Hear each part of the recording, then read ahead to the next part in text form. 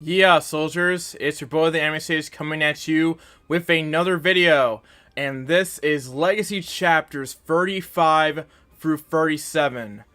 Oh boy, this should be fun. I haven't done this in a while, but again, bear with me, because Legacy does take a bit of time to create, as each episode or video is around 2 hours, and sometimes when you do those continuously over and over again, you kinda get tired a little bit, right?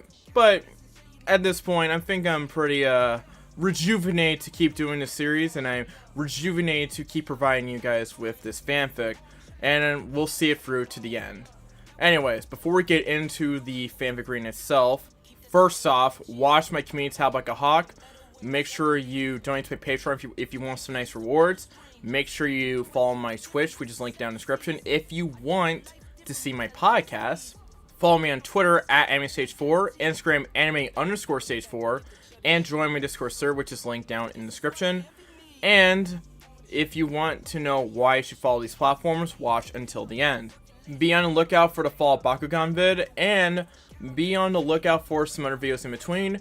And if you want me to read any more Naruto, MHA, DBZ, One Piece, because this will probably be after I release my first One Piece what-if, or another series that I haven't mentioned, make sure that you leave a comment that gives me the name of the fanfic and leave a link to it in the comment. Okay? Got it? Good. Alright. Now, without further ado, let's get into chapter 35, which is called A Special Chapter, A True God Rises. Here we go. Chapter 35, A True God Rises. What is a god? Is it a being that is immortal? If that is true, you might say a certain type of jellyfish might be considered a god, as it has potential for immortality. Is it a being that knows everything? If that's so, then the Yamanaka could be considered gods, as they have the ability to read thoughts and control another's actions. Is it a being that can give and take life as he pleases? If so, then Pain might be considered a god, as he can give life to those recently departed. Is it someone that can be at all places at once? Then Naruto could be considered a god, with Shadow Clones and the Hirashin. There are different religions throughout the world, but in ours, a god is considered someone who can be everywhere, omnipresent, know everything including people's thoughts, omniscient, and someone who is all-powerful. With these three requisites, the god can do anything he wishes. And now, Naruto is about to achieve just that. Land of Iron. 2 years have passed since Naruto, Gaara, and Jiraiya had left Konoha in their train trip. Hyuga Hinata had also recently joined them since she had finished her training with Senju Tsunade earlier. Hinata was a true prodigy in medicine, but also in combat. Armed with her Byakugan eyes, she could instantly diagnose any type of injury or disease anyone carried. Her eyes seemed to improve her chakra control beyond normal standards of ordinary shinobi. Her chakra control and reserves were on par with Tsunade, as was her knowledge of medical techniques and Tsunade's monstrous strength. She also received a slug contract from Tsunade, as she had no one else to pass it to, thus making Hinata Tsunade's heir and apprentice. Hinata had also surpassed both Anko and Shizune in poison making. Not much of a surprise when you grow up living with a guinea pig in which you can test out all of your poisons. And the fact the guinea pig didn't die from them was just a plus. Naruto thanked the heavens when he noticed that Hinata remained the sweet and caring girl even after training with Anko. Naruto shivered at the thought of living with a Hinata Anko style. Naruto and Gaara both advanced with Jiraiya as their teacher. While Naruto could best Jiraiya at any time in terms of raw power, he didn't have yet the finesse in other areas. That's why they would sometimes take on a few missions so that they could gain valuable experience. Currently, it's almost dawn, and we find Naruto of 16 years old, almost 17, walking to their hotel after another day of training. I'm home, Naruto said with a tired and strained voice. Hinata looked up from her notes. The first thing you would notice about Hinata's changes would be the purple diamond figure in the middle of her forehead. Hinata had grown into a very beautiful woman. She was around 5 feet 7 inches with a slim figure worthy of a goddess. She had long and toned legs, smooth skin, and a well-developed chest, around D-cup in size. Hinata had retained her straight Hime-style haircut, but she had let her hair grow to waist length. The short strands that framed her face remained, but were now shoulder length. She now wore a new attire comprised of a loose-fitting, long-sleeved, dark blue and white zip-up jacket with dark blue over mesh armor with black pants and black low-heeled sandals. On the back of her zip-up jacket, she had the symbol for yin and yang. "Are you feeling well, Naruto-kun?" Hinata asked, worried. While Naruto didn't show any external signs of a disease, she was a trained medic and easily spotted his slight discomfort. "Is something wrong?" Jiraiya asked him, making Gaara look at Naruto concerned. "I don't really know," Naruto said, flexing his body. "My chakra feels weird," Naruto said as he released a small amount. His chakra seemed to be unstable and uncontrollable at this point. "Let me take a look," Hinata said, and activated her Byakugan. She was surprised when she saw Naruto's chakra acting up. It was like the chakra had a mind of its own and was all over the place in his body. It seemed to be affecting his muscles and bones, but it seemed more concentrated around his eyes. "You're right, your chakra is acting weird. Lie down so I can properly check," Hinata stated, and Naruto sighed. "I don't feel," Naruto was saying, but didn't manage to finish it as he simply fell to the ground, completely unconscious. It was extremely rare for anyone to simply drop to the ground while talking.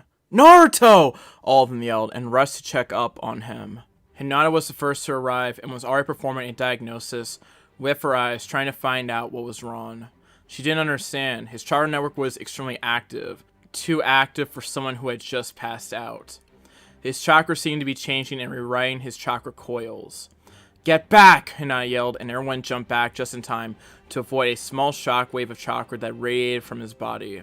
His once deep blue chakra was now light silver, like the moon. His chakra capacity seemed to be increasing as this new chakra seemed thicker than his old one. His chakra felt so peaceful and yet strong, so unrestrained and yet controlled. Eventually the chakra calmed down and everyone let out a sigh of relief. Naruto groaned as he slowly regained his consciousness, but he felt somewhat stiff. Hinata could see his new chakra working overtime in his muscles. He slowly opened his eyes and everyone's breath hitched. His once blue eyes, or red ones if he was using a Sharingan, now had a ripple pattern in them. His eyes were silver with several concentric circles around his pupils, which seemed to have shrunk. Naruto's eyes had shifted into the Rinnegan, the eyes of the gods. The eyes of the sage of the six paths, the father of all ninjutsu.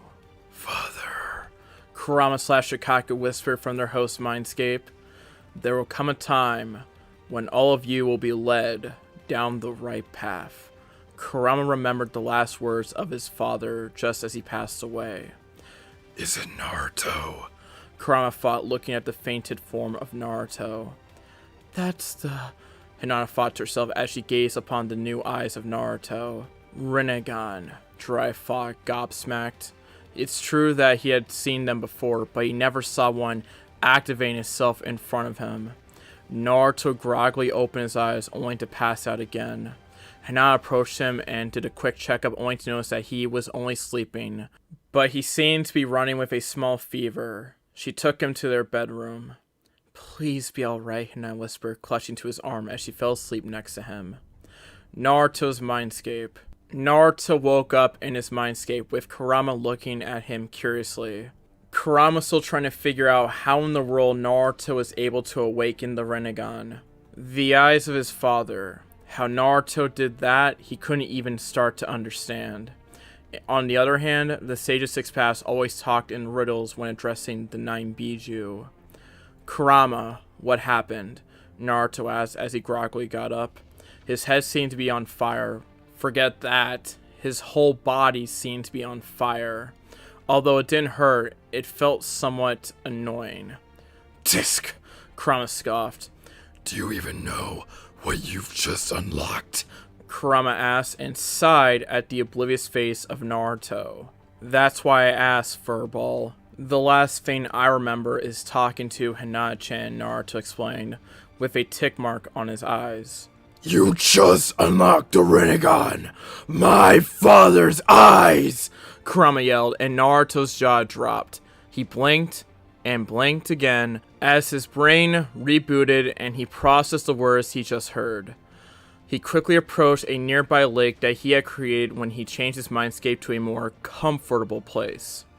He immediately noticed his eyes. Instead of the traditional deep blue or blood red, they were now a dark silver with concentric circles around his pupils.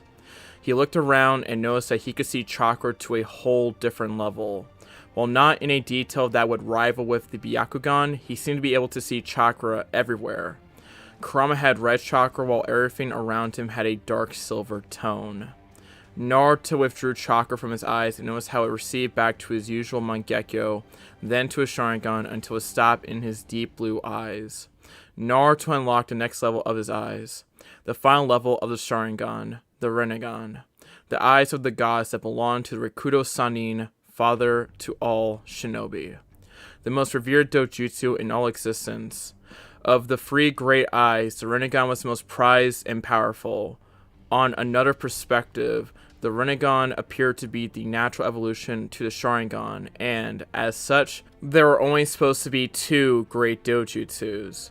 Though Naruto wondered why there had never been an Uchiha who had unlocked it before. My eyes keep changing. The moment I've mastered my Mangekyo, another one pops out, Naruto said, sighing, although he was very glad for this power boost. Ungrateful brat! Many people would kill just so they could put their hands on those eyes. Kurama reprimanded the boy. I know, Naruto said, waving his hands in defeat. So, Naruto started in a sing-song voice as his eyes instantly flashed into the Rinnegan. What can these eyes do? Naruto asked Giddy. Why would I know? Kurama replied. You said that these eyes belong to your father, Naruto said in a deadpan voice. Yes, I did, but that doesn't mean I ever saw him training them, Kurama said, sighing. I know a couple of powers, but the rest are unknown to me, Kurama explained, and Naruto nodded. I only know that it gives you control over all the elements, the Deva Path and Preta Path, Kurama said, and Naruto was drooling. Just the prospect of having natural affinities for all elements was good enough for him. Paths? Naruto asked, confused. Yes, the Deva Path allows you to control gravity, and the Preta Path allows you to absorb chakra, Kurama explained, and Naruto's jaw dropped. His eyes were the best thing that had ever happened to him. You said there were more, Naruto asked Giddy to know the rest. It's best that I don't tell him about summoning the Geromazo. I hope he never learns about it. Some things are best locked away for all eternity. Kurama thought to himself before thinking what to answer to Naruto. There are more powers. The reason he was called the Sage of the Six Paths was because he had more of these paths, but I only know of those two, Kurama said, and Naruto nodded. Why did I faint? Naruto asked, trying to find some answers. You fool! You think that the Rinnegan is a simple dojutsu compared to the likes of the Sharingan or Byakugan. You think that just because your eyes change, you suddenly can use all 5 elemental natures? Kurama rhetorically asked. The awakening of the Rinnegan changes El's body so they can withstand their power. It's the reason why your chakra is now silver. The reason as to right now your muscles are being rebuilt to be stronger than anyone else's, Kurama explained, and Naruto took the information like a sponge. I understand, but why did it activate so suddenly? Naruto rhetorically asked. I mean, I did nothing out of the ordinary today, Naruto said, but Kurama was deep in thought. You should check the Yuga's and Uchiha's clan libraries. They might have information regarding it, as both clans are dojutsu wielders. As of now, I might have a theory, Kurama said, and Naruto motioned him to go on. As you know, my father had 2 sons, each one inheriting a piece of his power. The older brother, Ken, started the Uchiha clan, while the younger one, Shin, started the Senju clan. Kurama started. Both Uchiha Ken and Senju Shin had descendants for the ages, disregarding the half-blood Uchihas coming down until the last of each clan. Both your mother, Senju Kushina, and your father, Uchiha Mito, were the last of each other's clans. You achieving the Rinnegan might come from the fact that both the Senju and Uchiha's blood are together in you.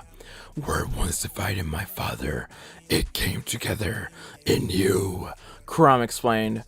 It's ironic, in fact, Kurama said, chuckling. Both clans start with my father, and they seem to end with you. With Tsunade being past reproducing age, you are the last of both Senju and the Uchiha clan, the last descendant of the Sage of 6 Paths, the last leaf of a once mighty tree, Kurama said in a sad voice. If I ever have any kids, do you think they'll inherit my Rinnegan, or will my power be split between them? Naruto curiously asked. It's a good question, though only time will tell. Even though I'm sad to see my father's line reduced to a single member, at least the last member bears the same eyes as the original. Like I said, it's ironic. It feels like everything was meant to end with you, as both clans are extinct and the last member bears the Rinnegan. Ha! Kurama said, chuckling sadly. I guess, Naruto muttered. But he still didn't answer my question as to why he suddenly activated, Naruto stated, and Kurama got deep in thought. Building on the premise that the Rinnegan is achieved with both Senju and Uchiha blood, it's possible that could only be achieved once your body had fully matured. Moments earlier, before you fainted, I noticed that your yin and yang chakra seemed to be in perfect balance with each other, Kurama said. Look at it this way, your body was too young to match the power of your soul. What I mean is that your yang chakra was weaker than your yin due to the fact that your body was still developing. Today must have marked the point where both energies balance each other out to perfection, thus leading to the activation of your eyes, Kurama explained, and Naruto nodded, taking everything in.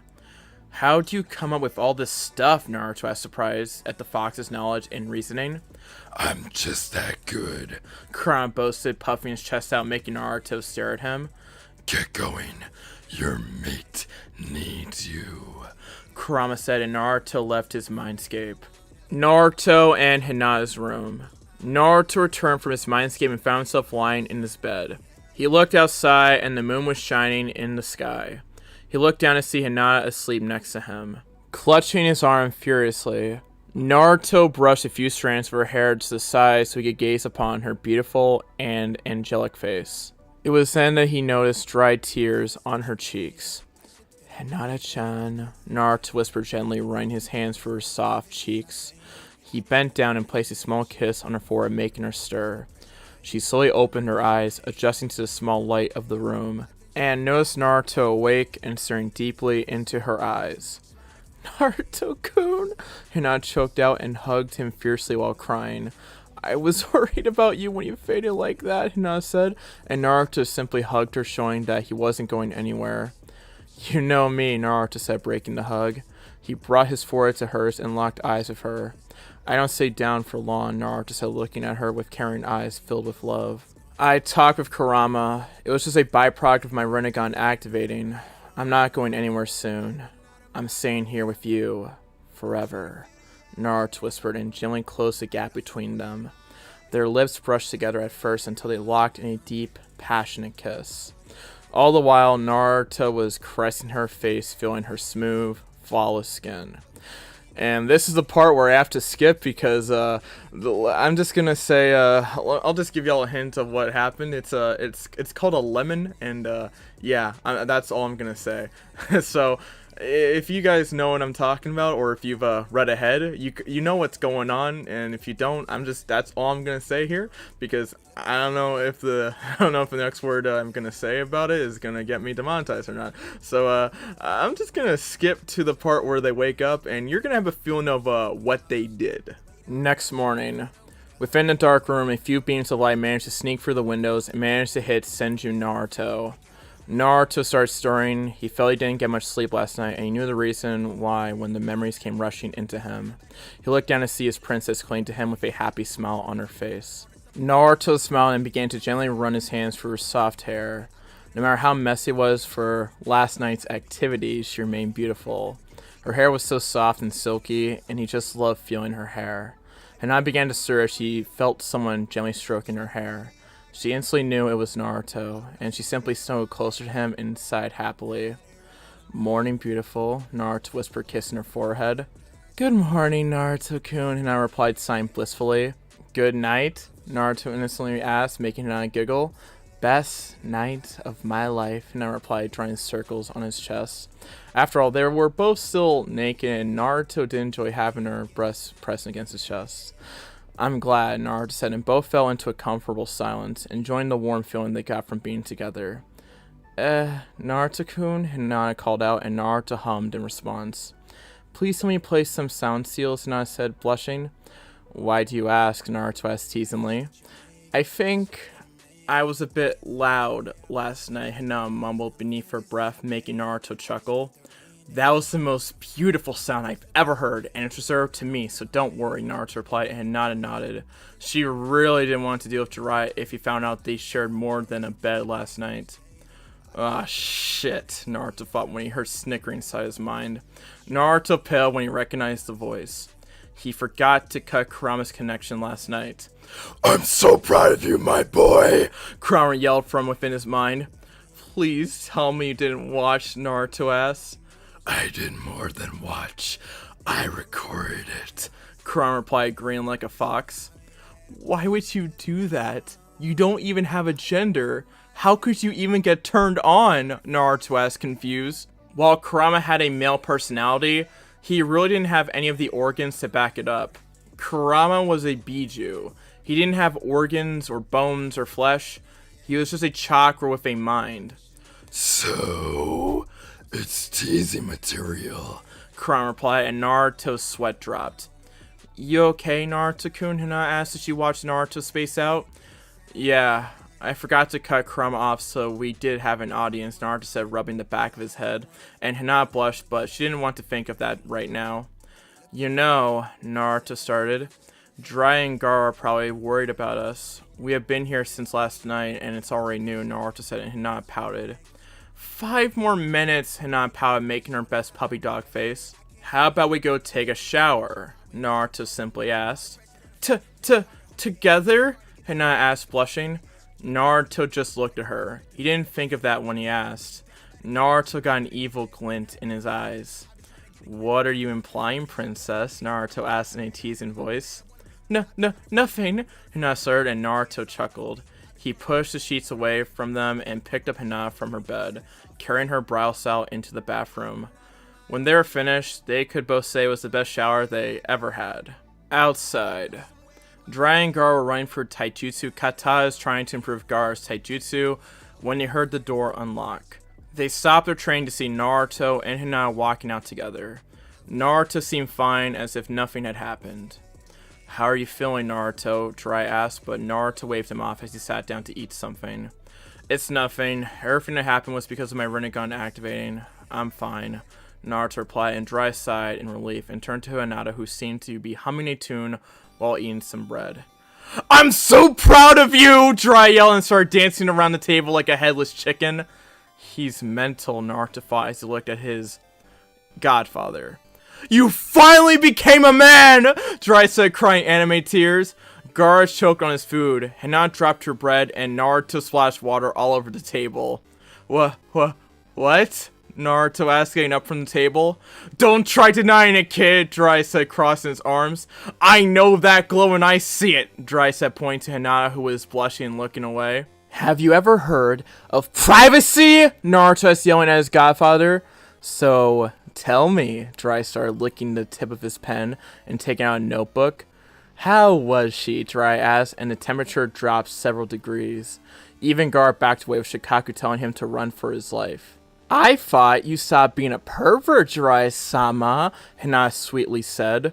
Jiraiya turned around, dropped his notebook, and cried for mercy. Hinata punched him in the face so hard that even the ground shook. Jiraiya was sent flying out of the hotel and crashed onto the ground, making a decent crater. I forgot Bachin taught Hinata her super strength, Naruto thought to himself, and agreed to never piss her off. Train grounds. All four of them ate their breakfast and came outside to train again. However, once they all got outside, they stopped and stared at Naruto as if waiting for something. Let's see it, Jiraiya said. Naruto's sweat dropped and channeled chakra into his eyes.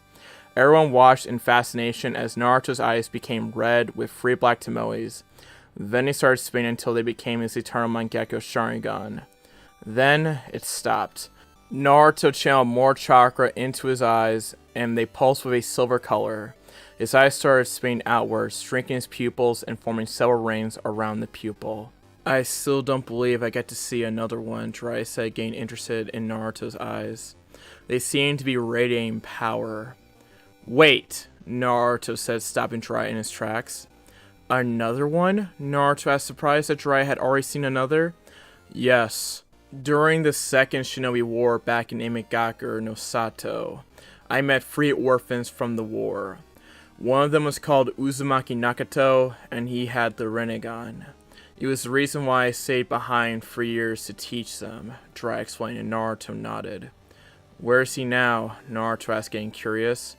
If what Kurama said was true, then there was a lost Senju and Uchiha member. Dead, Jiraiya sadly said. I got a report that they didn't survive the war despite my training, Jiraiya explained, sighing, and Naruto nodded. According to Kurama, the Rinnegan is achieved by having both Senju and Uchiha blood in one vessel, Naruto said, and Hinata raised an eyebrow. It makes sense, Hinata started. From the legends, it says that the Sage of the Six Paths had 2 sons, each starring the Senju and Uchiha clans. It makes sense that uniting both bloods will get you the original, Hinata explained, taking into account everything she learned about biology. Although, yours is different, Jiraiya said, bringing his hands to his chin. Nagato's Rinnegan was permanently activated. He was never able to disable it, much less go through the Sharingan and Mangekyo stages, Jiraiya said, and Naruto raised an eyebrow in confusion. Strange. Usually when you can't fully disable a dojutsu, it means that it doesn't belong to the user to begin with. Like Kakashi's Sharingan, Naruto explained, but Jiraiya stopped him. Are you saying someone took his eyes out and gave him the Rinnegan? Jiraiya asked, confused. I don't know, but if he couldn't deactivate his eyes, then they didn't belong to him, Naruto said. Let's forget it. Not to sound cold, but he's dead, Naruto said, and Jiraiya nodded. Did he even have silver chakra, Naruto asked, and Jiraiya raised an eyebrow. My chakra is now silver colored instead of blue, Naruto said, and started unleashing chakra. Instead of the usual deep blue, ocean-like color chakra, his chakra was now silver, like the moon. No, he had blue chakra like everyone else, Jiraiya said, and Naruto nodded further, sustaining his claim that this Nagato's Rinnegan didn't belong to him. So, what can those eyes do, Jiraiya asked. The only thing he knew about those eyes is that it allowed Nagato to see chakra and use all 5 elements. According to Kurama, I now have affinity to all elements. I can manipulate gravity and absorb chakra. There are a few more, but Kurama only knows of those, Naruto explained, and Jiraiya's jaw dropped at the other powers. Can you show us the gravity manipulation? Gar asked, curious. Sorry, but I don't know how to use it, Naruto said, rubbing the back of his head and making Jiraiya sigh. Do you have any chakra paper? Naruto asked, and Jiraiya nodded, taking out a few papers on the sword scrolls. He gave one to Naruto, who channeled chakra through it. Naruto's paper flew out of his hand and started to levitate in the air. The paper split into 4 identical pieces, and one burned into ashes, the other crumbled into a tiny ball, another became soggy, and the last one disintegrated into dirt. This proved that Naruto now had affinity for all elements and, judging by the flowing paper, affinity for gravity. Analyzing the paper, Naruto was happy that his light affinity remained high after his chakra changed. Looks like you were right, Jiraiya said as he watched the paper react. Let's start with the basics, Jiraiya said and picked up a leaf from a nearby tree and gave it to Naruto. Channel chakra through the leaf until it crumbles to dirt, Jiraiya explained, and Naruto started training his earth element. Later, he would move on to his water element since Hinata already knew how to use it. Naruto channeled chakra through the leaf and the poor leaf was instantly vaporized. No! Naruto yelled to the heavens. What's wrong? Jiraiya asked, confused. My chakra control went to hell. I spent so much time working on it, Naruto said, crying anime tears, while everyone else's sweat dropped at his antics. He had just awakened the most powerful dojutsu known to mankind. Of course, there were bound to be some changes. Next day, it was already dark, and we could see Naruto and Hinata jumping from rooftop to rooftop. Their objectives were the Uchiha and Hyuga libraries. The Uchiha compound was being guarded by Anbu 24/7 to prevent any theft of jutsus or other information, while the Hyuga clan had their own members guarding it, and with their Byakugan, it would be hard to sneak in, but Naruto and Hinata had already done it before. Their mission was to find any information they could about the Sage of Six Paths and his dojutsu, the Rinnegan. They hastily approached the Hyuga clan, remaining at a safe distance from their walls so they didn't get caught. A pair of white and another of silver-colored eyes were the only visible thing in the midst of the darkness that covered Konoha during the night. Naruto looked up at the sky to see it cloudless. He could see the endless number of stars shining away in the sky. He also noticed that his Rinnegan was able to see a spherical barrier surrounding the entirety of Konoha. He never knew that Konoha housed such a sensing barrier around it, but he figured it was a very well-kept secret. Hinata used her Byakugan and analyzed the patterns of the four guards guarding the Hyuga clan's walls. It was a shame that Naruto didn't have his Mangekyo when they last entered this compound, otherwise he could just warp right into the library. Hinata noticed that the guards only use their Byakugan every 5 minutes for a routine check. Once the guards deactivated their eyes, both Naruto and Hinata jumped in front of a Hyuga guard. The last thing he saw was a pair of blood-red eyes. Naruto placed a genjutsu on the guard, making Naruto and Hinata invisible to him. If the other guards found this guard on the ground, it would raise the alarms, and that would screw up their attempt. Naruto made them invisible as they easily walked up the walls and sneaked into the compound. Naruto had gained most of his chakra control back during the previous day with a couple hundred shadow clones. Interestingly enough, his chakra control became even better than it was before, allowing him to even use genjutsu with ease and making it possible for him, Agent Shirky, to use some healing techniques. They walked down the walls and Hinata still had her Byakugan activated. Naruto couldn't see through walls, so he left that to Hinata. Naruto used his Kamui and phased both through the walls until they reached the library.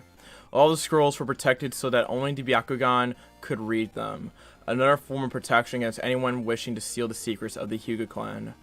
Naruto stood by the doors, watching for any stragglers that may pass by, while Hinata and a couple of her clones skimmed through the scrolls, diaries, and records.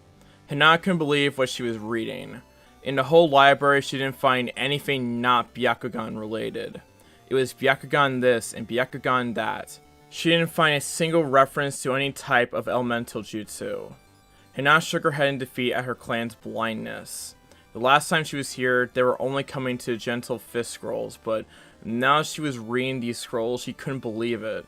They actually thought that the Byakugan was the greatest dojutsu of all, since everything in the library was directly tied to it. They were in for a change when she and Naruto deployed their plan that they had been cooking for years since Hinata's exile from her clan. This is a waste of time, Hinata whispered, placing the scrolls back to where they belonged.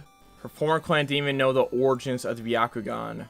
Anything? Naruto asked in a low voice, but Hinata shook her head. Nothing. Everything in this whole library pertains to the Byakugan.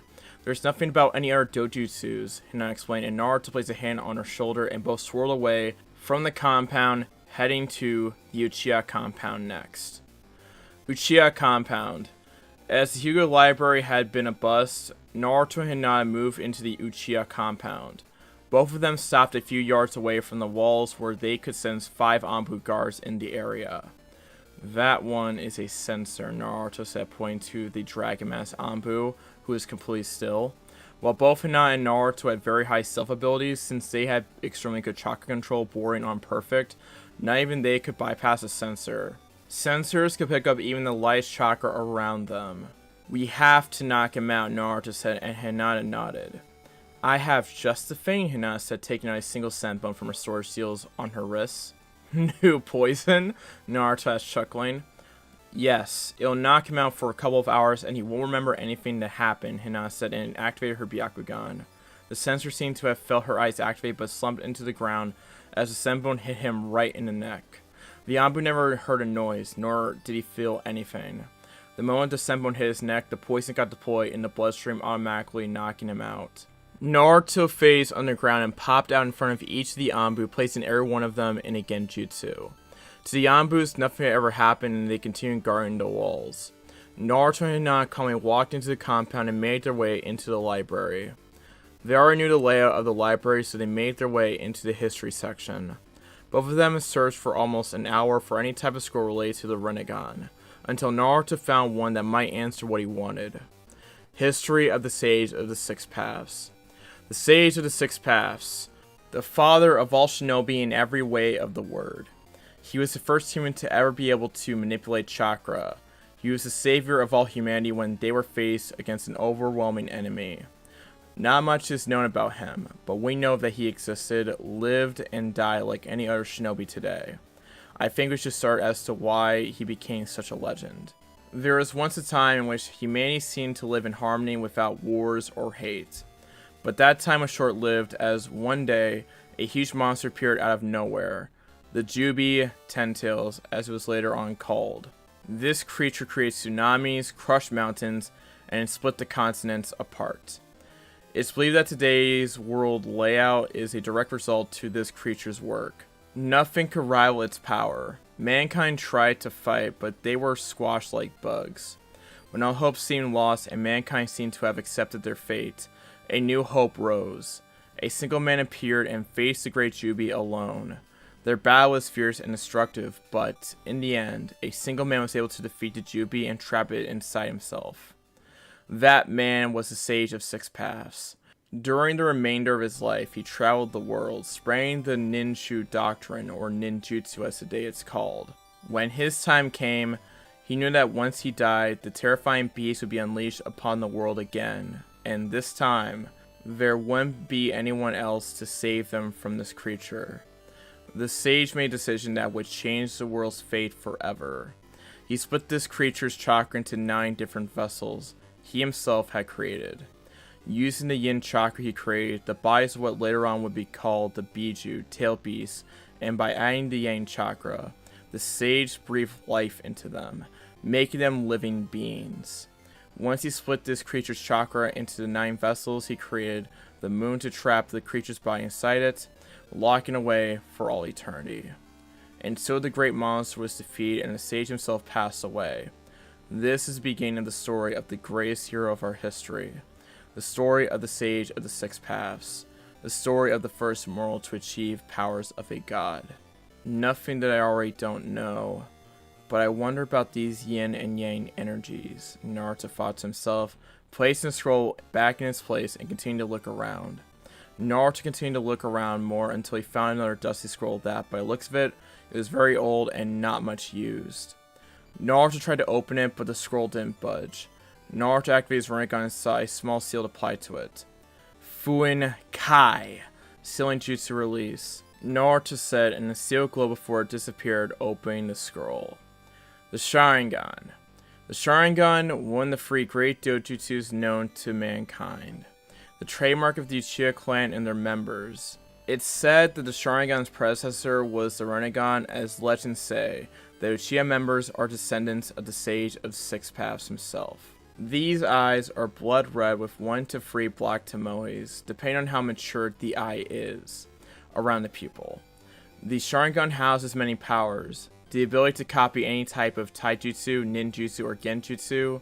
The ability to see chakra. The ability to predict the enemy's movements, and the ability to induce the enemy into a genjutsu with a small glance. However, some say there's another level to it. Some speak of the legendary Mangekyo Sharingan. Not much is known about this level or how to achieve it. Only 2 members ever achieved this level, Uchiha Madara and his little brother Uchiha Izuna. With those eyes, Uchiha Madara was able to fight Senju Hashirama, the leader of the Senju clan, wielder of the Mokuton, to a standstill. Naruto continued looking down for a scroll that showed how to use the Sharingan and some other low-level techniques to use with them. He finally reached the end of the scroll and found one last jutsu with several warnings. Izanagi S-rank Kinjutsu. Izanagi is the ultimate genjutsu of the Uchiha clan. When cast, the user removes the boundaries between reality and illusion within their personal space. To a certain degree, this allows the user to control their own state of existence, but it is normally only active for the briefest of moments. While the user remains physically real while fighting, this technique is capable of turning any occurrence, including injuries and even death inflicted upon them, while the technique is active, into mere illusions. Whenever the user receives a fatal injury, he or she automatically fades away as though they were an illusion all along, and then returns back to reality, physically real and unscathed. This technique is based on the creation of all feints technique used by our ancestor, the Sage of the Six Paths. The process involves the administration of imagination, the spiritual energy which forms the basis of yin energy to create shape and form from nothingness. Then, for the application of vitality, the physical energy which forms the basis of yang energy, the sage would breathe life into the prior form. Thus, a technique with the power to turn imagination into reality was born, known as the Izanagi. While this technique is much weaker than the creation of all feints, it can be used by those of Uchiha blood with their Sharingan. However, it comes with a heavy price. In exchange for the brief control of reality that it allows them, the Sharingan in which Izanagi is cast becomes blind. For this reason, our clan has labeled it a Kinjutsu. Naruto read this with his eyes widened. He already knew that his eyes were strong, but to be able to create form from nothing and breathe life into it? I assume that's how you were born, Naruto asked his partner, who nodded. The sage really was something else. Being able to create and give life is meant for gods, not mortals, Naruto thought to himself, if he ever would be able to do the same thing with his Rinnegan. While the Uchihas would become blind due to not possessing the Rinnegan, theoretically Naruto would be able to use these techniques to the extreme without any type of backlash. I think we have everything, Hinata-chan, Naruto said, and she nodded, placing everything back in place. Hinata did one last scan around the compound as they were about to leave. Wait! Hinata called out as she seemed to find some type of storage underneath Uchiha's main hall. There seems to be some type of room beneath the main hall, Hinata called out, and Naruto raised an eyebrow. Let's check it out, Naruto said, and both walked out of the library and into the main hall. They quickly reached the main hall. Where's the entrance? Naruto asked to Hinata, who had her Byakugan blazing and searching the surroundings, analyzing that room's layout. I can't seem to find it. The whole area is shrouded in chakra, Hinata explained. Can you place us directly on top of the room? Naruto asked, and Hinata nodded. They both walked into the main hall and stopped in the middle of the room. It's directly beneath us, Hinata said, pointing to the ground. How much farther down? Naruto asked, and Hinata estimated the length. About 5 meters, Hinata answered, and Naruto nodded. Naruto hugged Hinata and used his Kamui to sink underground until they reached the room. It took them only a couple seconds until they touched the ground inside the room. Everything in the room was dark that even Hinata and Naruto could barely see with their dojutsus. Katon, Gogyaku no Jutsu, great fireball technique, Naruto said, and sent a very small fireball towards the nearby torches. He used it a couple more times until the whole room was lit. They looked around and the room had nothing more than a table with many chairs around it. He looked towards the other corner. In the middle of another small room was a single stone. The stone was surrounded by 2 torches, one on each side, as it appeared to be old, very old. Naruto still had his normal Sharingan activated from using his Kamui and started reading the tablet. What are you doing? Hinata asked, confused. That tablet is blank, Hinata said, and Naruto raised an eyebrow. It seems that only the Sharingan can read, Naruto replied, as he could see the text perfectly and started reading. Congratulations on unlocking the Sharingan, my fellow descendant. The Sharingan, the Dojutsu of my eldest. With it, you are capable of many things. The base Sharingan has 3 levels, with 1 Tomoe. Naruto read again what the Sharingan could do until it reached the last section of the tablet. But there is more to the Sharingan. My eldest seemed to have unlocked another stage to it. He called it Mangekyo Sharingan. With it, his power is far greater than the standard Sharingan. With these new eyes that he unlocked, he's able to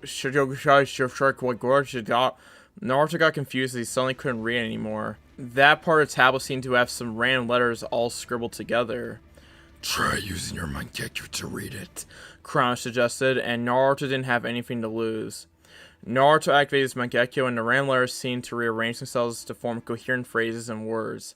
He's able to act as powerful ninju and other types of illusions far greater than the ones provided by the standard Sharingan. With his new eyes, he's also able to see better and with far more detail than before. According to him, he unlocked these eyes when he was sparring with my youngest. What can I say? The train battles always seem to escalate, and I'm the one who has to fix everything. I wrote this tablet at my eldest's request. He wants to leave something for him for his future descendants, but something that only his descendants can read. I also decided to leave in this tablet how it all began. It was a this again, Naruto thought to himself, sighing. He decided to activate his Rinnegan to see if he could read it. Surprisingly enough, all the text in the tablet became visible. It was a time of war. Mankind was constantly at war. Endless bloodshed from all sides that seemed to stop at nothing. When someone thought that the war was over, it was still the beginning. My mother, Kaguya Otsutsuki, sought a way to end the war, and all the pain and loss of life that came from it. In our home, there was a tree. It was a tree of such magnificence and magnitude that some consider it to be a god. This god tree easily outshone mountains in terms of height. It would never lose any leaves or seem to grow old and wither. According to the scrolls, the god tree has always been there, and our records go back thousands of years. According to the scrolls, every millennium this tree would generate a small fruit. While the scrolls clearly said that it was forbidden to eat it, my mother was desperate with the war looming outside of her lands. She decided to consume this forbidden fruit of the god tree. With it, she became able to manipulate chakra and allowed her to single-handedly end the war that seemed to plague the lands. Years passed, and the flame of war never once ignited again. Then I, Hagoromo Otsutsuki, was born. I inherited the same type of power my mother possessed, and along with it, I received my dojutsu, which I called Rinnegan. The years passed, and I grew older. But, as time passed, the god tree's desire to reclaim its power also rose. The god tree decided to strike against my mother in order to reclaim its lost power. That was what people would later on call the Jubi. It was a gruesome battle, but in the end, I was able to seal him inside of me, temporarily defeating it.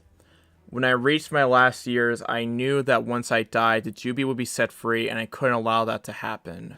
I split the Jubi's chakra into 9 vessels. Shikaku, Matatabi, Isabu, Son Goku, Kokuo, Saiken, Chomen, Gyuki, and finally Kurama. Once I was finished, I sealed the Jubi shell in the moon, which I created with my creation of all things.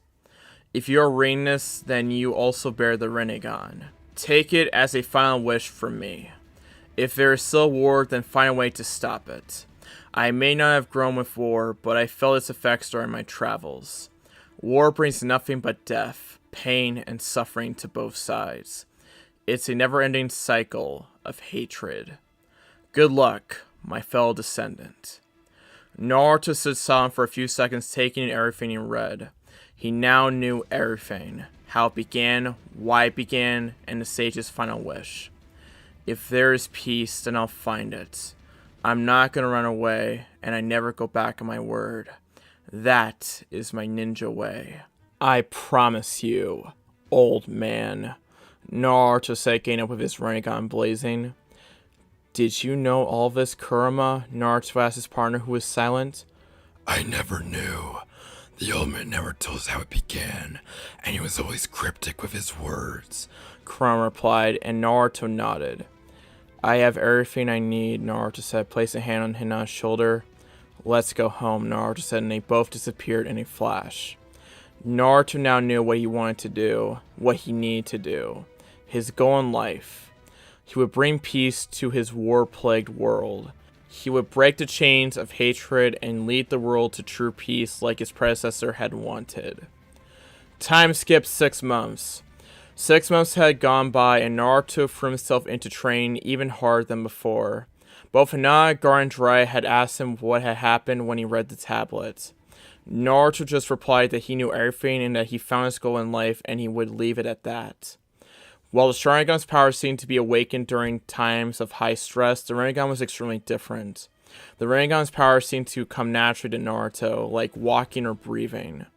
That's the reason why Naruto could already use all of his 6 paths. When he discovered his animal path and summoned a large creature, Kurama fainted in his mind, thinking Naruto had summoned the Ghetto Mazo from the moon. Poor fox. After the whole event of the summoning, Kurama decided to warn Naruto so he didn't accidentally summon it. Kurama explained to him that some things are best left alone and not to be tampered with. In the first week, Naruto learned his gravity manipulation and learned how to use his Diva path. The next week, he discovered the animal path. During his spar with Jiraiya, he discovered his Preda path. 1 month later, he discovered his Ashura path, and 1 week later, he learned the human path. During a mission, he learned the last of his paths, the Naraka path, or so he thought. During the mission, an innocent victim was killed because Naruto didn't reach him in time. Naruto didn't know what came to him. He just started going for hand seals automatically, as if he had already known them. Naruto unlocked his 7th and final ability, the Outer Path. The Outer Path gave Naruto control over life and death. With it, Naruto could bring back anyone that had died, and he also learned of a new technique that he could use. He finally understood why the sage was called the Sage of the 6 Paths. Naruto could create 6 paths, 6 clones, or bodies, and each one could use one of the paths. Naruto discovered the metal which his family was made of when he himself had created the same material. The material seemed like steel and yet was stronger and lighter. Naruto thought he had already mastered all of his paths and began training in the last thing he could think of. Yin and Yang releases, and their last form, Yin-Yang release. Do you think it's wise? Jiraiya said to Naruto regarding what he was about to do. These things were reserved for gods, Naruto, Jiraiya warned.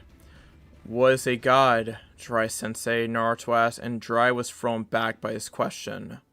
If a god is someone that can live forever, then I'm a god. If a god is someone that knows everything, then I can be a god. If it is someone who can be anywhere, then I'm a god. And if it is someone who is all-powerful, then I am a god because there is nothing I can't do, Naruto replied, looking at the sky. Naruto looked down at the ground in front of him. On the ground, there were 5 blood vials and a locket of someone's hair. You are not a god, Naruto, Jiraiya yelled at his godson. Maybe, maybe not. It doesn't matter. I can do this if I wish. It's my choice, Naruto replied. I know. I'm just trying to warn you that once you cross this line, you can't go back. While you have this power, you must be responsible with it. This isn't some S-rank juice that you can throw around. You are dealing with life and death here. While I would like nothing more than to see them again, you can't just be using it like nothing. Remember that there is a balance to be maintained, Jiraiya explained, and Naruto was locked deep in thought. I have made my choice, Naruto said, and Jiraiya stood silent. Maybe it's jealousy of me, or maybe it is just necessary. I can think of 3 reasons as to why I should do this, Naruto said and gathered his thoughts. 1 is to stop Orochimaru from bringing them back. 2, they all sacrificed their lives to protect our home. And 3, I made a promise to her a couple years ago, Naruto said. My dream is to become Hokage, Naruto said and Jiraiya smiled. But, Naruto said and Jiraiya listened. It's also to bring peace to this world. My ancestor died dreaming that the world his mother created would last, Naruto explained and started looking at the sky again. Look around, Naruto started. Suna is at Konoha's throats because of what happened during the invasion. Iwa is still revengeful because of the first Shinobi War. War is a never-ending cycle of hatred, and I will be the one to break it. If there is such a thing called peace, I'll be the one to achieve it. I won't back down, and I won't give up, Because that's my ninja way, Naruto said, and both Hinata and Gaara smiled at his words. Those words, Jiraiya thought to himself, remembering the first book he ever wrote. If I can't find the answer to peace, then maybe I'll entrust it to you, Jiraiya said, ruffling Naruto's hair. Let's do it, Jiraiya said, and Naruto nodded, crouching on the floor and picking up the first blood vial. On Myotan, Banbutsu Soso, Yin Yang release, creation of all things, Naruto said, and started concentrating on the blood inside the vial. The vial started levitating between Naruto's hands. Naruto's chakra flared and his eyes glowed. The glass vial was instantly vaporized, leaving only the blood floating in the air. Naruto's hair was flapping wildly as he began to work on his technique. The blood seemed to stay until it began to become agitated. All of the blood seemed to compact into a small brownish ball with small indentations. Naruto started spraying his hands. The small ball started glowing and expanding. Everything around Naruto sparkled with life. Grass and trees grew from the ground. Flowers blossomed. Naruto was radiating life all around him. Incredible, Hinata said, amazed at what Naruto was doing. Naruto was creating life out of nothing. The grass never looked so green, and the flowers more beautiful. This was the work of a god. The ball was getting bigger and bigger and was showing 5 protuberances from it. Naruto kept focusing on it. He was calm and relaxed. Naruto barely felt his chakra getting spent. Kurama and Shikaku just watched in fascination at the true power of the Rinnegan. It was the first time they were experiencing the Yin Yang release, and it felt wonderful. The 2 upper protuberances expanded outwards, reaching beyond half a meter. The 2 lower protuberances continued extending further, reaching 1 meter. At the end of these protuberances, 5 small other ones started growing out. These small protuberances were in fact fingers, and the larger ones arms and legs. The last protuberance seemed rounder and sturdier and was in fact a head. Naruto continued his jutsu, and everyone watched in fascination as Naruto was creating a human body out of nothing. The priest's blood was just a map, so Naruto knew what skin color to choose, if he was tall or short, and if he was a he to begin with. The procedure started slowing down as the skin started taking a light tone. Small mounds of flesh started growing out of the middle of the chest, indicating that this one was female. Hair started growing out of her head until it reached her waistline. It suddenly turned into fire red hair. The process slowed down even more, and everyone could see a woman lying on the grass. She had a slender but feminine build, fair skin, and fiery red hair. She was Senju Kushina, Naruto's mother, and she was back. The process ended and her body started breathing suddenly. Naruto stood up to admire his handiwork. In front of him was his mother, almost back to life. Almost, because while he had created her body, he still needed her soul. Summoning Jutsu, soul retrieval, Naruto said, going through hand seals. This technique was a variation of the Edo Tensei. This technique would retrieve any soul from the pure world and implant it in a vessel of Naruto's choosing. Naruto could easily control souls with his human path due to the Rinnegan. Naruto caught the soul and slowly pushed it inside of Kushina's body. Kushina took a very deep breath and went back to her normal breathing. Kushina started soaring and slowly opened her eyes to show her ocean deep blue eyes like Naruto. Welcome back, Kasan, mother, Naruto said, helping her sit up and adjust to her surroundings and new body. Naruto? Kushina asked, looking at the blonde in front of her.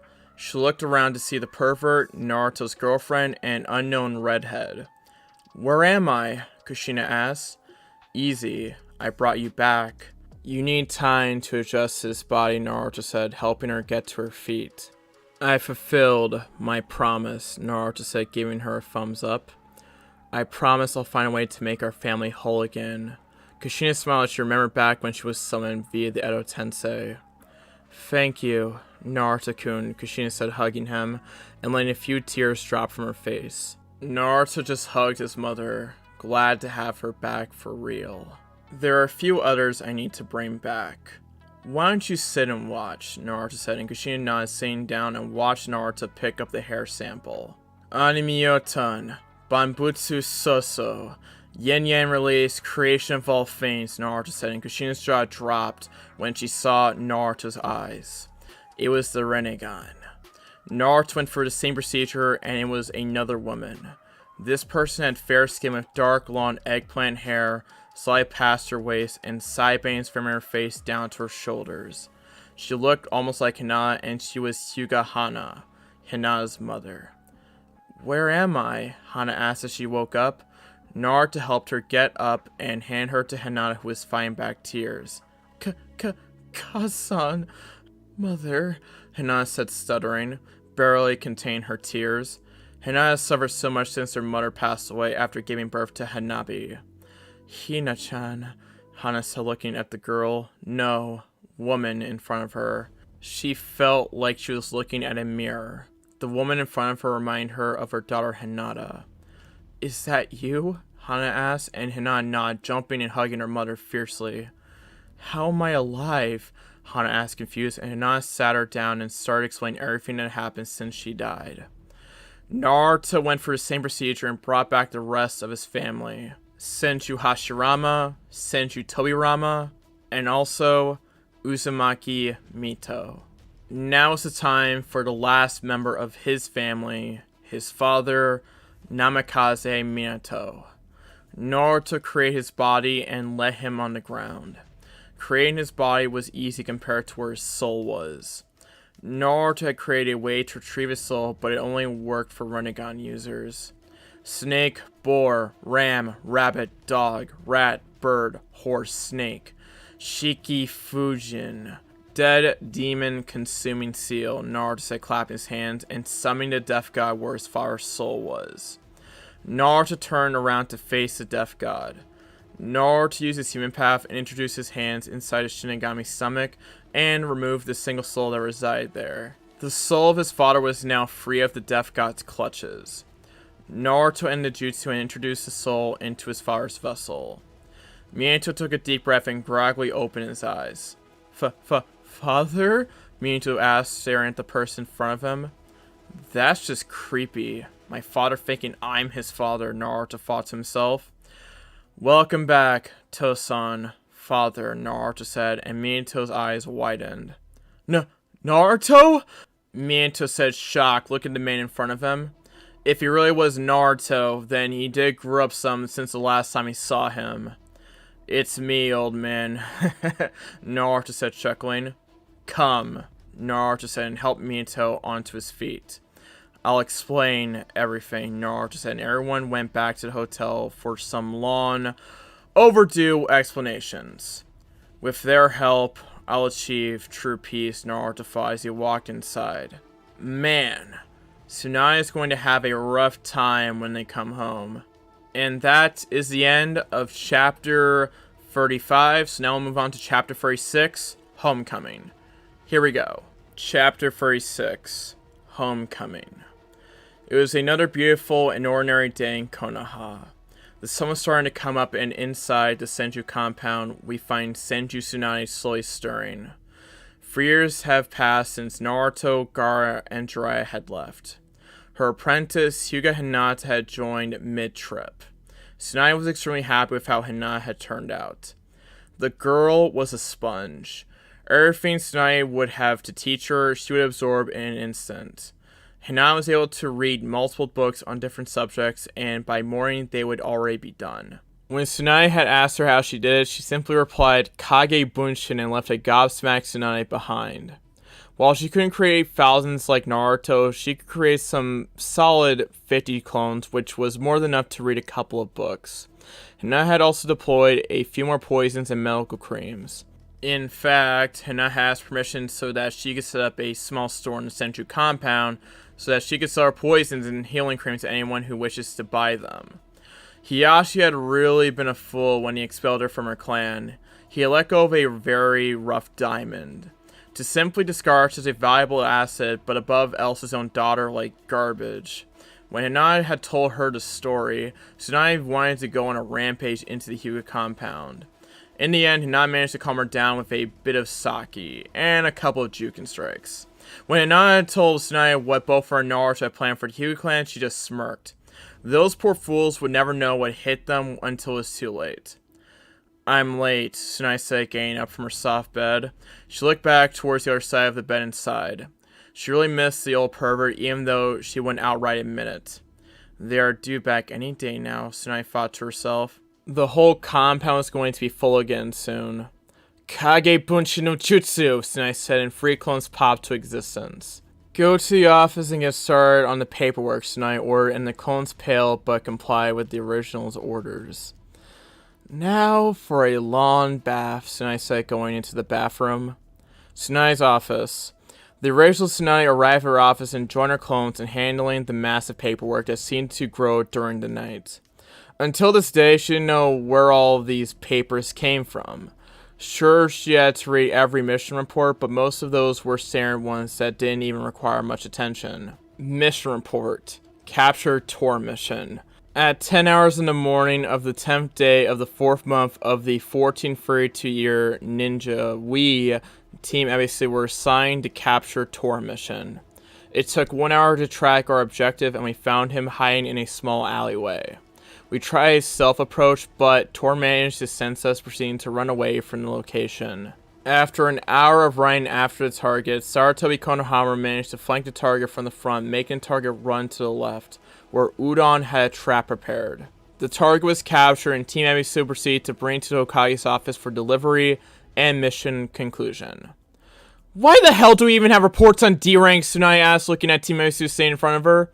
I believe it's practice for when the gangs start taking on higher missions, Ebisu said matter-of-factly. In the meantime, I suffer with all these worthless reports! Tsunai yelled, waving the papers in front of them, making everyone cringe at the sound spike. You can always hand over the hat to Naruto, Nichan, Konohamaru said, and everyone was taken aback by that statement. I thought you wanted to be Hokage, Moegi asked, confused. Of course. Naruto Nichan will be the Roku Daime Hokage, and I'll be the Nana Daime Hokage, Konohamaru said, pumping his fist into the air. He's due back any time now, isn't he? A voice asked as he entered the room. Grandpa! Konohamaru said, greeting his grandfather. Saratobi Hiruzen, who walked into the room smoking his pipe. He didn't seem to have changed much in 3 years. He still had white hair, a beard, and he was wearing civilian clothes. He was wearing a brown Hiyori, and beneath it he had a gray kimono. To anyone else, he would look like a normal person, weakened only by age, but it was far from the truth. While old, he still remained a very powerful shinobi. How is everyone? Hiruzen asked, getting a hug from his grandson. Just fine, Hokage-sama, Ebisu replied, pushing his glasses up. Ebisu was a elite jonin of Konoha. Although many would doubt his claim, no one really bothered with it. He was a jonin sensei, and they hardly got missions with higher ranking than a B rank. And answering your question, yes, Naruto, Jiraiya-kun, and Gar should be back any time now, Tsunai said, smiling. Jiraiya-kun, is it? Hiruzen asked with a smirk. Yes, it is. You've got a problem with that, old man? Tsunai asked back with a smirk of her own. No, I'm just glad you finally accepted the poor man after all the beans you gave him, Hiruzen said, chuckling. He deserved every one of them, Tsunai said, crossing her arms. I'm hurt, princess, a voice echoed through the room. Everyone turned around to see the space swirling, and Dry stood in the middle of the room. I thought you loved me, Dry said with a mock hurt, wiping away fake tears. Perf-kun, Tsunai said, jumping into Dry's arm and giving him a big sloppy kiss. Ebisu went flying into a nearby wall and passed out with blood loss when he saw Tsunai's breast squeezing against Dry's chest. The old man managed to maintain his posture and simply watched with a small smile. He was glad his two students got together, even if it took them a couple decades. The space kept swirling, and next came Gaara. Gaara had grown quite a bit and was now taller, almost matching Naruto, but surpassing Hinata. He wore full-length dark trousers with a pair of laces on each leg, respectively a few inches below the waist and the knees. A long-sleeved crimson coat with flaring hemlines on the front and back, a gray holster vest held in place by a single strap over his left shoulder, and by 2 buckled belts. Gar had also stopped using his gourd to keep the sand and began using special seals Naruto made. These seals were different from the Saren store seals, While in the Sword Seals you channel chakra fluid and everything pops out, these were different. Gaara needed to channel chakra constantly to keep the sand flowing outwards. When he wanted to stop, he could just cut the chakra flow. The seal worked like a floodgate, and with Gaara having the Shikaku inside of him, chakra wasn't a problem. Gaara! Tsunade said, and Gaara greeted everyone. The next person swirling into the room was none other than Hyuga Hinata. She was around 5 feet 9 inches with a slim figure worthy of a goddess. She had long and toned legs, smooth skin, and a well-developed chest around D cup in size. Hinata had retained her straight Hime-style haircut, but she let her hair grow to waist length. The short strands that framed her face remained, but were now shoulder length. She now wore a new attire comprised of a loose-fitting, long-sleeved, dark blue and white zip-up jacket with dark blue overmesh armor with black pants and black low-heeled sandals. On the back of her zip-up jacket, she had the symbol for yin and yang. Tsunade-sensei, Hiruzen-sama, Hinata said, greeting everyone politely. The swirling seemed to be coming to an end, and we see a last figure standing in the middle of the Hokage's office. This person stood at 6 feet tall. He had bright, spiky yellow hair that reached his waist, with shoulder-length bangs framing the sides of his face, covering most of his right eye. He was wearing his traditional orange pants and black sandals. He was also wearing a sleeveless black shirt with a chest plate over it. On his back, he carried a wide fan with 3 blood-red simoleons on each side. It had a long hand with bandages wrapped around the base. The main part of the weapon was light brown with the edges being black. He was Senju Naruto, and he was back from his trip along with Jiraiya, Gaara, and Hinata. Yo, Naruto said, grinning at everyone in the room. Everyone just stared at the man in front of them. They had a hard time believing that the kid Naruto grew into this man in front of them in just 3 years. Hiruzen could feel the aura Naruto was releasing, and it pleased him to know that Naruto had grown stronger. Long time no see, Naruto said, breaking everyone from their trance. Naruto Nichan, Konohamaru said, looking at Naruto. Hey, brat, Naruto said, ruffling Konohamaru's hair. Nice to see you again, Naruto-chan, Tsunade said, smothering her grandson in a hug. He was running out of oxygen and was forced to use Kami to get off. I bet you're stronger now, Naruto Nichan, Konohamaru stated, pumping his fist into the air. You bet, Konohamaru. I've learned a lot of new jutsus, Naruto said, grinning. Oh, teach me some, Konohamaru said, getting giddy. Last time we asked Naruto for a jutsu, he got the Rasengan. Naruto hummed, touching his chin, thinking what he could teach Konohamaru next. Show me your Rasengan, Naruto said. Yosh! Konohamaru yelled, placed his hands in a cross sign. Shaokon Jutsu! And a single clone popped into existence.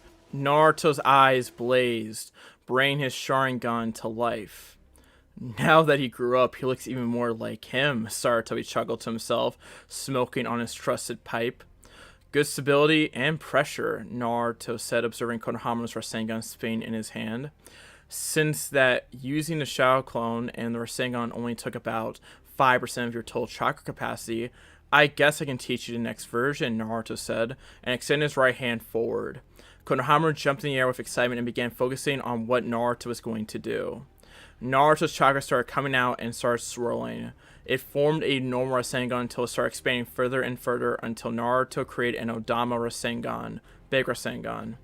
That's just a Rasengan, Konohamaru said, disappointed. Wrong. This is called a Big Rasengan, and it's about 4 times stronger than the normal Rasengan. You need to increase the chakra output while maintaining stability and compression, Naruto explained, and Konohamaru nodded. Any questions? Naruto asked. Why is it silver? Konohamaru asked, admiring the shiny silver ball of destruction sprawled in Naruto's hand. Well, Naruto started not wanting to reveal the real reason why his chakra was silver. Something happened during my train trip that turned my chakra color into silver, Naruto said, and Konohamaru shrugged his shoulders. Thank you. See you later, Naruto Nichan, Konohamaru said, and Team Ebisu left the room, leaving Tsunade, Hiruzen, Jiraiya, Gaara, Hinata, and Naruto. I hope you got stronger, Tsunade said towards the 3 teens in front of her. Please, they're so strong that it's not even funny, Jiraiya said, crying anime tears. He had to work and train so hard back in his youth, and now 17-year-olds can be as strong as him. It just wasn't fair. How would you rank them, Tsunade asked. She already had a pretty decent idea regarding Hinata, but the other two she would be drawing blanks. Both Hinata and Gaara are Kage level shinobi. Hinata could defeat you, but she would lose against me as she doesn't have the same raw power, Dry explained. Though that girl can be deadly for needles and poisons if it wasn't for my Sage mode that can heal poisons, Dry thought. Gaara's pretty much on the same level as me when I'm not using my Sani mode, Dry explained, and Tsunade nodded. And Naruto-chan, Tsunade asked, and Naruto smirked while Dry scoffed. Psh, I don't even know, Dry said, looking at our favorite blonde. What do you mean you don't know? Tsunade asked, confused with her temper rising, thinking the pervert was playing with her. Exactly that. What's the rank above Kage level? Dry asked, and Hiruzen's jaw dropped. The brat started comparing himself to gods, but Hinata beat that idea out of his head quickly enough, Dry said, and Naruto scoffed. It makes sense. After all, ramen is food for the gods. Naruto said, chuckling, and Dry's sweat dropped. All kidding aside, Tsunade said, I don't know, Tsunade Hime. I honestly don't know. I don't stand a chance against him even with using my Sani mode at full power. I mean, he took me, Gaara, and Hinata at the same time, and he still won without even getting scratched, Dry said, and Tsunade's eyes widened. That's not possible, Tsunade said in disbelief. Can you send your Anbu outside for this? Naruto asked, but Hinata stopped him. I already took care of them, Hinata said, pocketing her senbone. They all focused chakra into their ears, and they could hear light snoring from the ceiling. Damn that girl and her poisons, Tsunade thought to herself, sighing. Hinata never missed an opportunity to test out any new poison she had. Let's just say I got an upgrade to my eyes, Naruto cryptically said. Naruto's Sharingan started spinning until it revealed his ordinary Mangekyo. His eyes pulsed and started spinning outwards, shrinking his pupil and forming several rings around the pupil. Naruto's eyes turned to their last level, the Rinnegan, the eyes of the gods. Rinnegan, Hiruzen said just above a whisper, but loud enough for everyone to hear him. How the hell do you have those eyes? Tsunade yelled. She couldn't believe she was seeing those eyes. They're supposed to be legend, nothing more than a myth. These eyes are achieved when you mix the blood of a Senju with an Uchiha, Naruto explained, and Tsunade remained silent, processing the information. Naruto then proceeded to explain what his eyes could do and how he unlocked them. What's next? Tsunade asked. The Byakugan? Tsunade asked, shaking her head. Actually, Hiruzen started gathering the attention towards him. If Naruto and Hinata have kids, the dojutsus might fuse together, Hiruzen said, getting blushes from both teenagers. They may have been sleeping together, but starting a family was a big step that they weren't ready to take yet. Anything else? Tsunade asked, thinking the surprises would be over by now. Actually, yes, Naruto said, and the space around him started spinning. From his eyes came out 6 figures. There were Senju Hashirama, Senju Mito, Senju Tobirama, Senju Kushina, Namikaze Mito, and Hyuga Hana. Tsunade blinked when she saw everyone in front of her. What'd I tell you about drinking, young lady? Mito said to her daughter, who had her eyes widened. Damn! This is some good stuff, Tsunade said, picking the bottle next to her. She looked to her left to see Hiruzen on the floor drooling. I told you were always too soft on her, Tobirama said, crossing his arms, looking at his brother. I really have to stop drinking, Tsunade said, throwing the bottle into the garbage. Tsunade, Dry started. They are real and alive, Dry said, and Tsunade turned to stare at her father, Senju Hashirama. How about you give a hug to your old man? Hashirama asked, opening his arms. Tsunade did what a sane and normal person would and fainted, smacking her forehead against the desk, making everyone's sweat drop.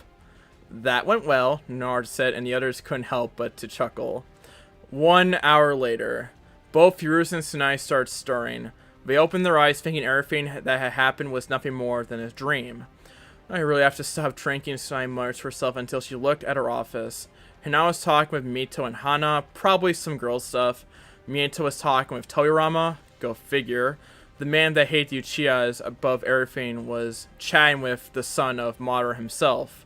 Naruto was arm wrestling with Hashirama, with the exception that Hashirama was using wood and Naruto a chain. Just a plain and normal day in Konoha. Smack! Thumb! Everyone turned just in time to see Tsunade's head smack against her desk again, and Hiruzen dropping to the floor. They all sweat dropped inside, thinking it would take another hour until they woke up again. Around 5 minutes later, both of them woke up again, but this time they stayed conscious. Explain! Tsunade said, rubbing her temples. The true power of my eyes allows me to create anything I want, Naruto started. The only limit is my imagination. Using their blood I found in the abandoned lab of Orochimaru a couple years ago, I used Rinnegan's power to create new bodies for them. Once I had that, I brought their souls from the pure world and placed them into the bodies I've made. Basically, I can do anything I wish. I can create anything, bring back anyone, Naruto explained, and Tsunade just nodded. But, Naruto started, I'm going to be responsible with this power.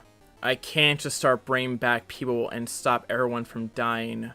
As much as it pains me, I have to let nature run its course, Naruto sadly said. While Naruto had the power to pretty much do anything he wanted, he knew he couldn't. Even then, he would be playing God by judging who should live and die. So, brat, Kurama started getting a tick mark from him. Are you going to explain why you brought us back? You said you would explain once we got back, Kurama said, and Naruto sighed and gathered his thoughts. It all began 17 years ago when the Kyuubi attacked Konoha, Naruto said, and looked towards his father and mother to explain. I'll spare you the details and hit the highlights, Minato said, taking a deep breath and gathering his thoughts. It all started when Naruto was being born. Kushina's delivery time and location was a very well-kept secret. Somehow this masked man found out and managed to slip through both the Anbu and the barrier I set up. He claimed to be Uchiha Madara, but I knew very well my father's chakra signature, so it wasn't him. Although his chakras somehow felt familiar, Minato explained. He calls himself Tobi, Naruto added, and Minato nodded. Tobi seemed to have this Kamui ability, like Naruto, which means that he's definitely Uchiha and he has Mangekyo. Tobi took Naruto as hostage to split me from Kushina. He then removed Kurama from her and proceeded to attack Konoha. In the end, I faced off against him and drove him away, sealing Kurama inside Naruto, Minato finished his explanation. Does anyone have any idea as to who this Tobi character is? Kurama asked, but everyone shook their heads. No, but he can use the Mokuton, Naruto said, and Hashirama's eyes widened. What? Hashirama asked. No one has ever been able to do it. Besides, he's an Uchiha, right? Hashirama asked, confused. I'm an Uchiha as well as a Senju, so that doesn't apply. Although when I felt his chakra after consulting with Tsunade Bachan, we concluded that he somehow implanted his cells from your previous body to gain access to your bloodline, Naruto explained, and Hashirama nursed his head. The real problem is that he belongs to an organization called Akatsuki. They're a group of S-rank shinobi that are after the Bijus. That's the reason why I brought you back. To help defend the world against this group. To give you all a second chance, but most of all to prevent Orochimaru from using the Edo Tensei and forcing you to do his bidding, Naruto explained, and everyone nodded. I still don't know who the leader is, Jiraiya said, sighing, as his spy network was drawing blanks. Do you think it might be this Tobi character, Minato asked?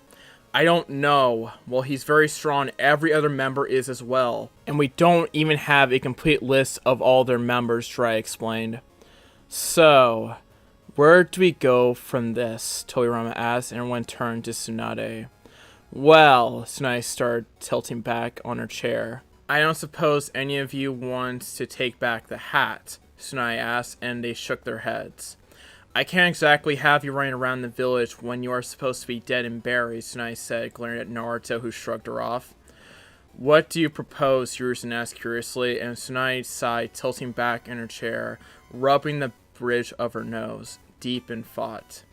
Like I said, I can't have you running around Konoha, and I can't place you in Anbu, Tsunade started. I'm thinking of creating a brand new group or division focused on dealing with the Akatsuki, Tsunade said in afterthought. Like Anbu? Minato asked, and Tsunade nodded. A mix between Anbu and the Seven Swordsmen of the Mist. It'll be a group comprised of Konoha's elite shinobi. Your primary objective will be fighting against the Akatsuki with a few side missions, Tsunade explained. Of course, you'll need to wear masks so you don't get recognized, Tsunade finished. That's good and all, but our jutsus tend to stand out. Hashirama said, thinking of his wood jutsu. Minato has Hirashin. Kurama could pull water from the atmosphere. Naruto used his fan, which is quite known. Gar had his sand, and so on. Let them suspect. As long as they don't know your identity, it's fine, Tsunade said, and they all nodded. Senju Naruto, Hyuga Hinata, Senju Hashirama, Senju Mito, Senju Toyarama, Namikaze Mito, Senju Kushina, and Sabaku Nogara. You will be the 8 dragons of the leaf. You answer only to me, your Hokage.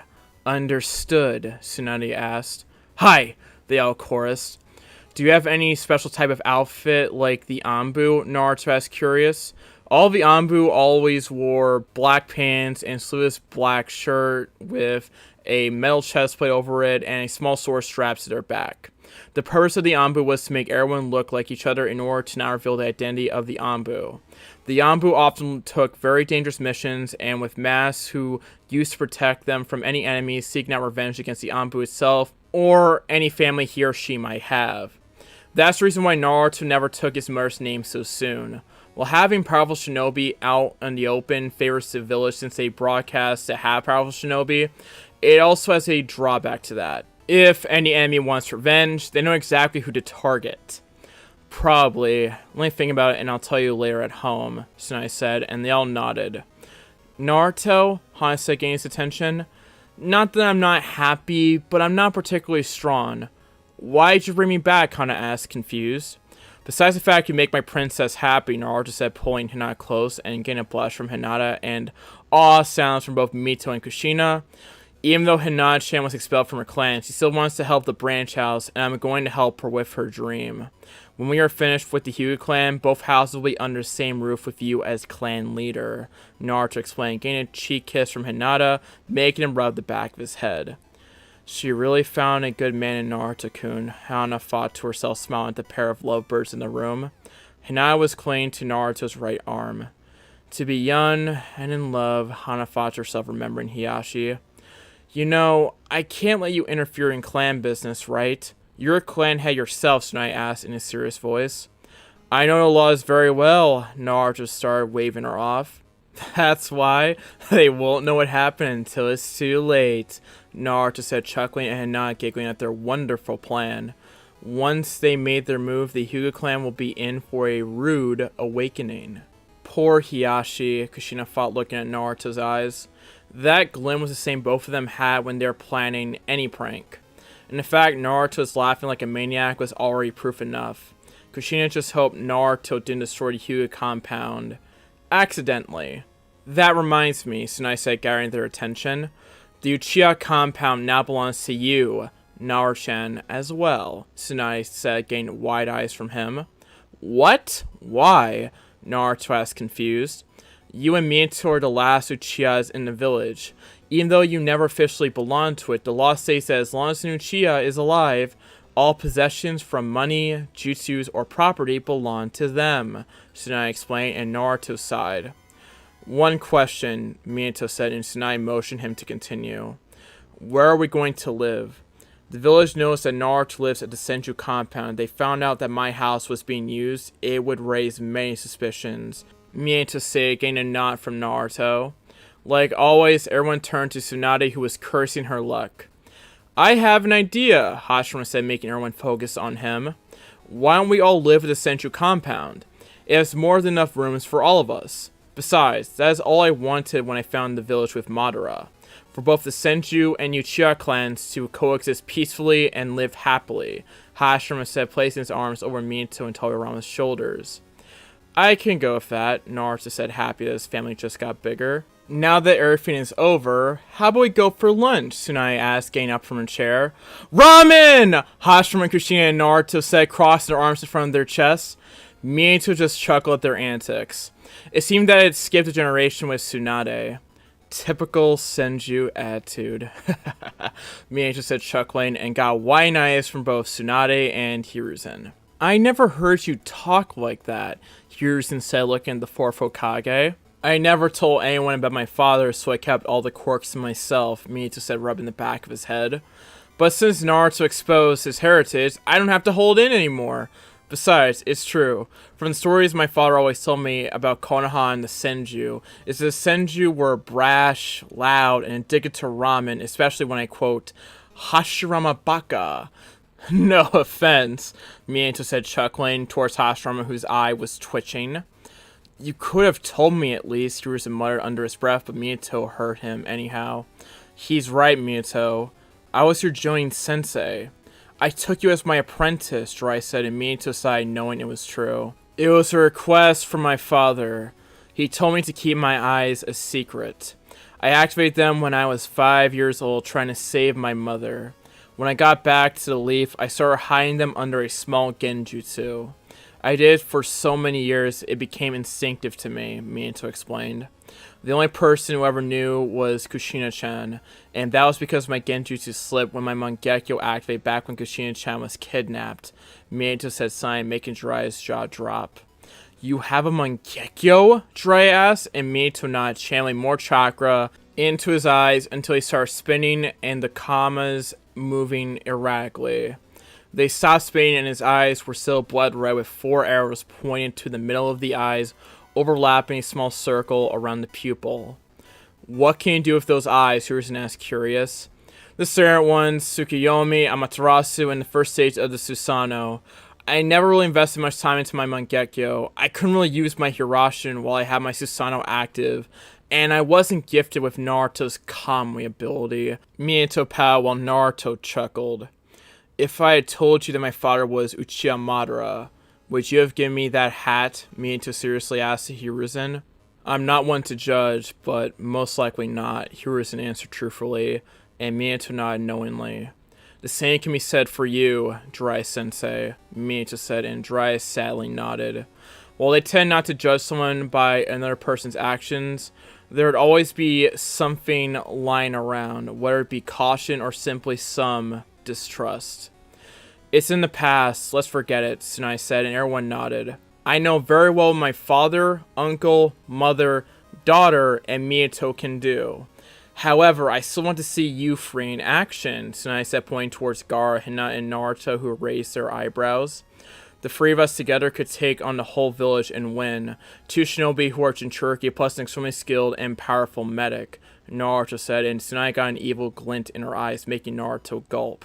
That's why I'll be taking away your most relied on and powerful skills to see what you can do when your aces are gone, Tsunade said, rubbing her hands together. Gaara will fight without his sand, Hinata without her Byakugan, and you won't be using your Hirashin and Sharingan or above, Tsunade said, smirking evilly. You're on, Naruto said confidently. Who are we fighting against? Naruto asked. Tsunade-chan, do you think it's wise teaming up 3 S-rank shinobi? Hiruzen asked. And S-rank shinobi was dangerous on his own, but adding 2 more and using teamwork would be devastating against anyone who had to fight them. Yes, we took most of their power, and I just want to see them in action, Tsunade said when she heard a knock on the door. Come in, Tsunade said, now remembering she had her family in her office, and Kakashi walked in. Nice to see you again, Kakashi, Minato said, turning to his student. Kakashi rose his head from his book to look at the person that greeted him. Thumb. Kakashi toppled to the ground like a sack of potatoes. I should have known, Minato said, shaking his head. A few minutes later, Kakashi woke up and Tsunade explained everything that happened, and Kakashi swore secrecy. So, who are we fighting against? Naruto asked, and Tsunade smirked. Training Ground 7. Tsunade, Jiraiya, Kakashi, Hiruzen, and the 8 dragons were all at the training grounds ready for the battle that was about to ensue. Of the 8 dragons, all but Naruto and Hinata weren't wearing a mask. So, who are we fighting against? Naruto asked, as the only known for sure one was Hatake Kakashi, who was by now an S-rank shinobi. He never was one because of his low chakra pool due to his Sharingan being constantly active. But now that he can activate his Sharingan at will, he finally managed to take the spot. Tsunade pointed at the horizon, and Naruto noticed several people approaching. They're Mitarashi Anko, Uzuki Yugao, Kato Shizune, Momoichi Zabuza, Yuki Haku, Yuhi Koranai, Sarutobi Asuma, Ebisu, and Maito Gai. What rank is Haku-chan? Naruto asked. Elite Jonin, Tsunade replied, smirking. So, we're facing 1 S-rank shinobi and 9 elite Jonins, Naruto said, running the math in his head and thinking about several scenarios. Scared? Tsunade mockingly asked. Not really, Naruto replied and waved for them to gather up. Long time no see, Kurenai-sensei, Haku-chan, Zabuza-sensei, Naruto said, greeting his fellow senseis and friends. Oh yes, I get to taste your delicious blood, Anka said, jumping in the air while everyone's sweat dropped. I heard you got stronger, brat, Zabuza said, getting a nod from Naruto. Who are they? Zabuza asked, pointing towards the masked men that will be watching the battle. Don't you think it defeats the purpose of them having a mask if I tell you who they are? Naruto rhetorically asked, but Zabuza shrugged his shoulders and left it at that. Like I've informed all of you, you're here to test Naruto, Hinata, and Gaara. Each one of you has special skills towards one area of the shinobi field, Tsunade explained, and everyone nodded. Do it, Tsunade said to the 8 dragons. Minato, Hashirama, Toirama, and Hiruzen all jumped away from the fighters, leaving a large area. Shiseki Kyojin, formation of the 4 red suns, all 4 shinobi said, and a large red barrier erupted from the field, trapping every contestant inside. Why a barrier? Ebisu asked, curious. So you don't destroy anything outside the training field, Tsunade explained. But we don't have jutsus powerful enough for that, Yugao stayed confused. I was talking to Naruto, Tsunade said. Yugao paled when she looked at Naruto, who was grinning like a madman. The rules stand as I explained. No Sand for Gaara, no Byakugan for Hinata, and no Hirashin, Sharingan, and above for Naruto. Hajime! Tsunade said from outside the barrier as she watched everyone blur towards each other. So, Hiruzen started. Who do you think will win? Hiruzen asked. 9 elite joins and 1 S-rank against 3 S-rank shinobi. Judging by the ranks, they seemed evened out, Tsunade said, looking towards the battle. Inside the barrier, each group was facing each other. Everyone was stopped in the same place, eyeing the opposition. Naruto's stance was relaxed, emotionless. His breathing was calm and even. His only movement was his hair being carried away by a small gust of wind. Deep blue eyes staring at his opponents. Such aura, Yugao thought to herself, mentally gulping. He's not even releasing chakra and I'm shaking. Get yourself under control. You're an elite joint for crying out loud, Ebisu thought to himself. Naruto wasn't releasing chakra or killer intent. He was just there, looking at them, and yet he seemed like an immovable object.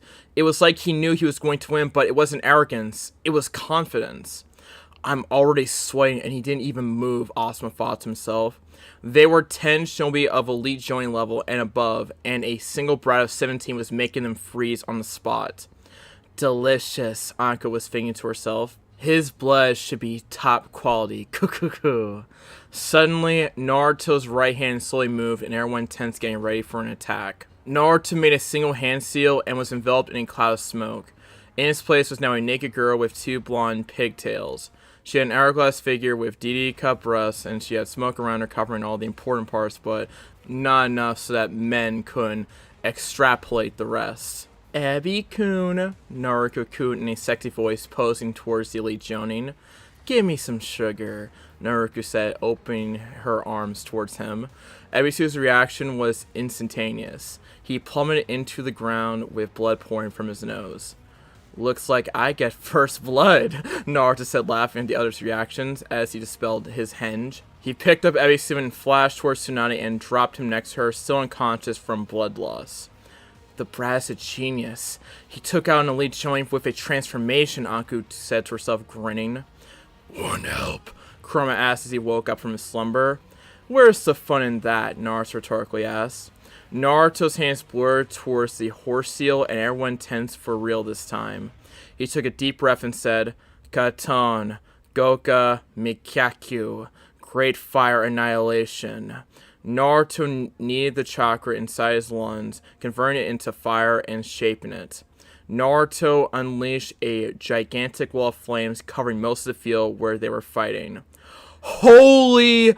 All the join fought before half of them blurred through hand seals. Outside of the barrier. That's Madara's jutsu, Hiruzen said, gobsmacked. Well, he is my father, Minato stated. But who taught it to him, Hiruzen asked. This jutsu was Madara's trademark jutsu with his fan. It couldn't be copied as Madara refined it to only needing a single hand seal for him to perform. I taught to him. I saw Madara Baka doing it plenty of times, so I told Naruto what I knew of it, and he figured out the rest, Hashirama explained. You taught to him? Hiruzen slowly asked. That's not the only thing I taught him, Hashirama said, smirking while Hiruzen paled, thinking what his teacher could have taught him. Naruto had plenty of powerful jutsus behind his belt, and with Hashirama backing him up, he could only hope no one died. Then again, if anyone died, Naruto could bring them back, so nothing to worry about.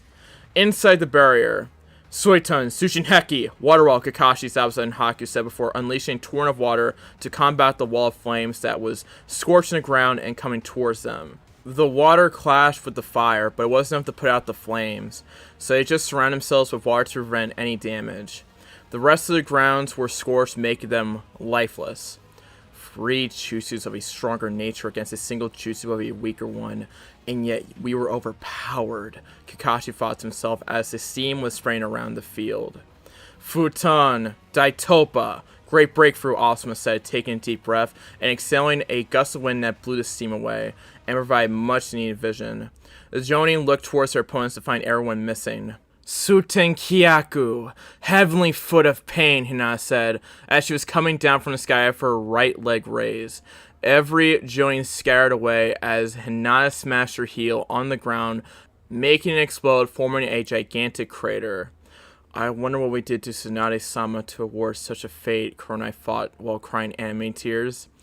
Dokugiri, poison mist, Shizune said, pumping her lungs full of chakra and launched a mist of purple poison towards Naruto, Hinata, and Gaara. Futon, Mugen Saijin Daitopa, Sandstorm Devastation, Gaara said before taking a deep breath and releasing a strong gust of wind that blew the mist away, making it easily disperse and thus making it harmless. Konoha Goriki Senpu, Severe Leaf Hurricane, Guy shouted as he appeared next to Naruto spinning. Naruto brought his right hand up and caught Gai's shin, stopping his momentum. He stopped it with a single hand? Guy thought to himself with his eyes widened. Naruto had stopped Gai's leg and slammed his own left leg into the ground. A small earth wall rose from the ground, defending him from a couple of senbon that Shizune had thrown.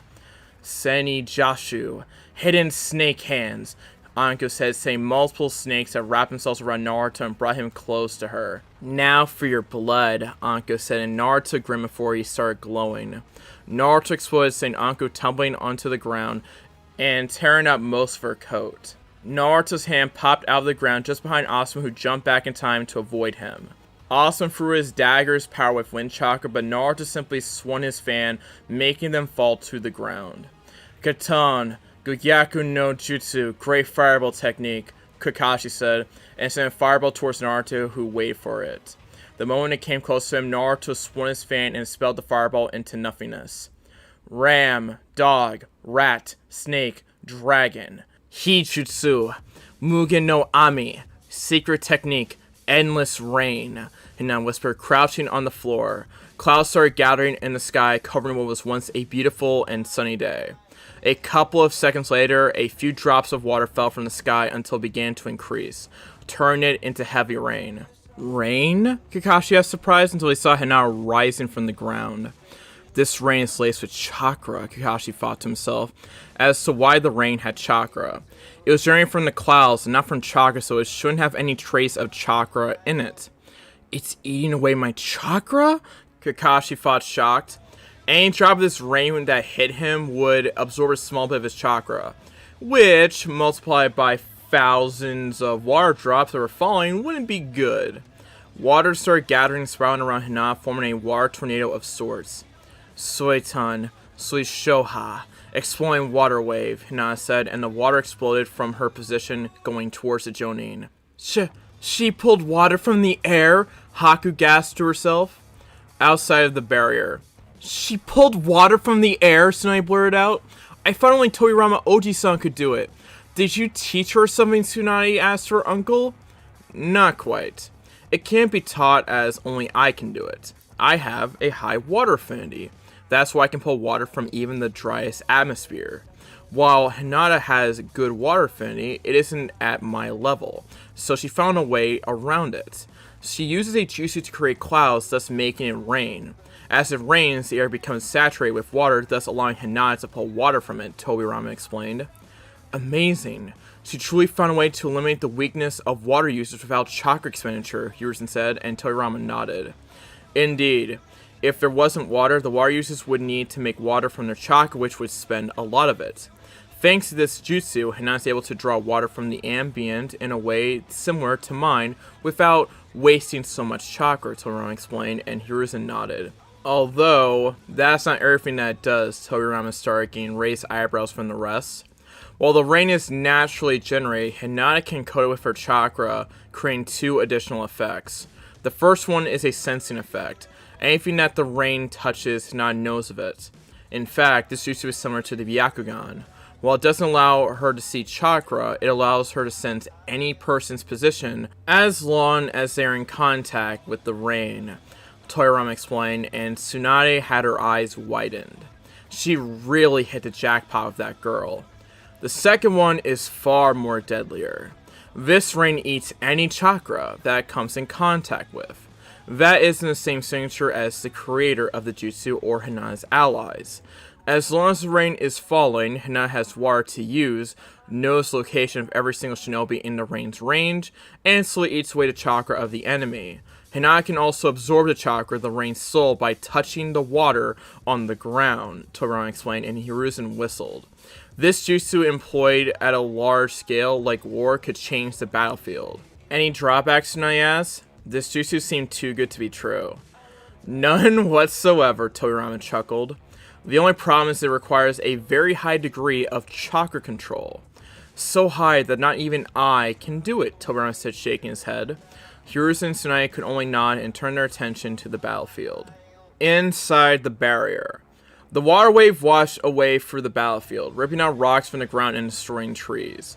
Since there was a barrier around the training field, the water didn't disperse and left a small layer on the ground. Guys! Kakashi yelled, regrouping. This rain's slowly eating away our chakra, Kakashi explained, everyone nodded, thinking exactly what they could do. What do we do? Kurenai asked, worried as she didn't have particularly high chakra levels. I'm thinking about it, Kakashi said when he felt a chakra spike. Heads up! Kakashi yelled. Soitan, Soryu no Jutsu, Water Dragon, Naruto and Hinata both shouted at the same time, creating two water dragons. What? Naruto never could perform such high-level water jutsus. The Rinnegan. Of course, Kakashi thought to himself, going through hand seals and slamming his hands on the ground. Doton, Doryuheki, Earthfall, Kakashi said, and Earthfall rose from the ground to block the water attacks. Mikazuki no Mai, Crescent Moon Dance, Yugao said, as she multiplied after images due to her speed. Due to the rain, Hinata could tell exactly which one was real and blocked her sword with her daggers. Hinata parried the sword with her daggers, making Yugao lose her balance. Hinata took advantage of her error and punched her, sending her flying back into the arms of Anko, who caught her before she could hit the ground.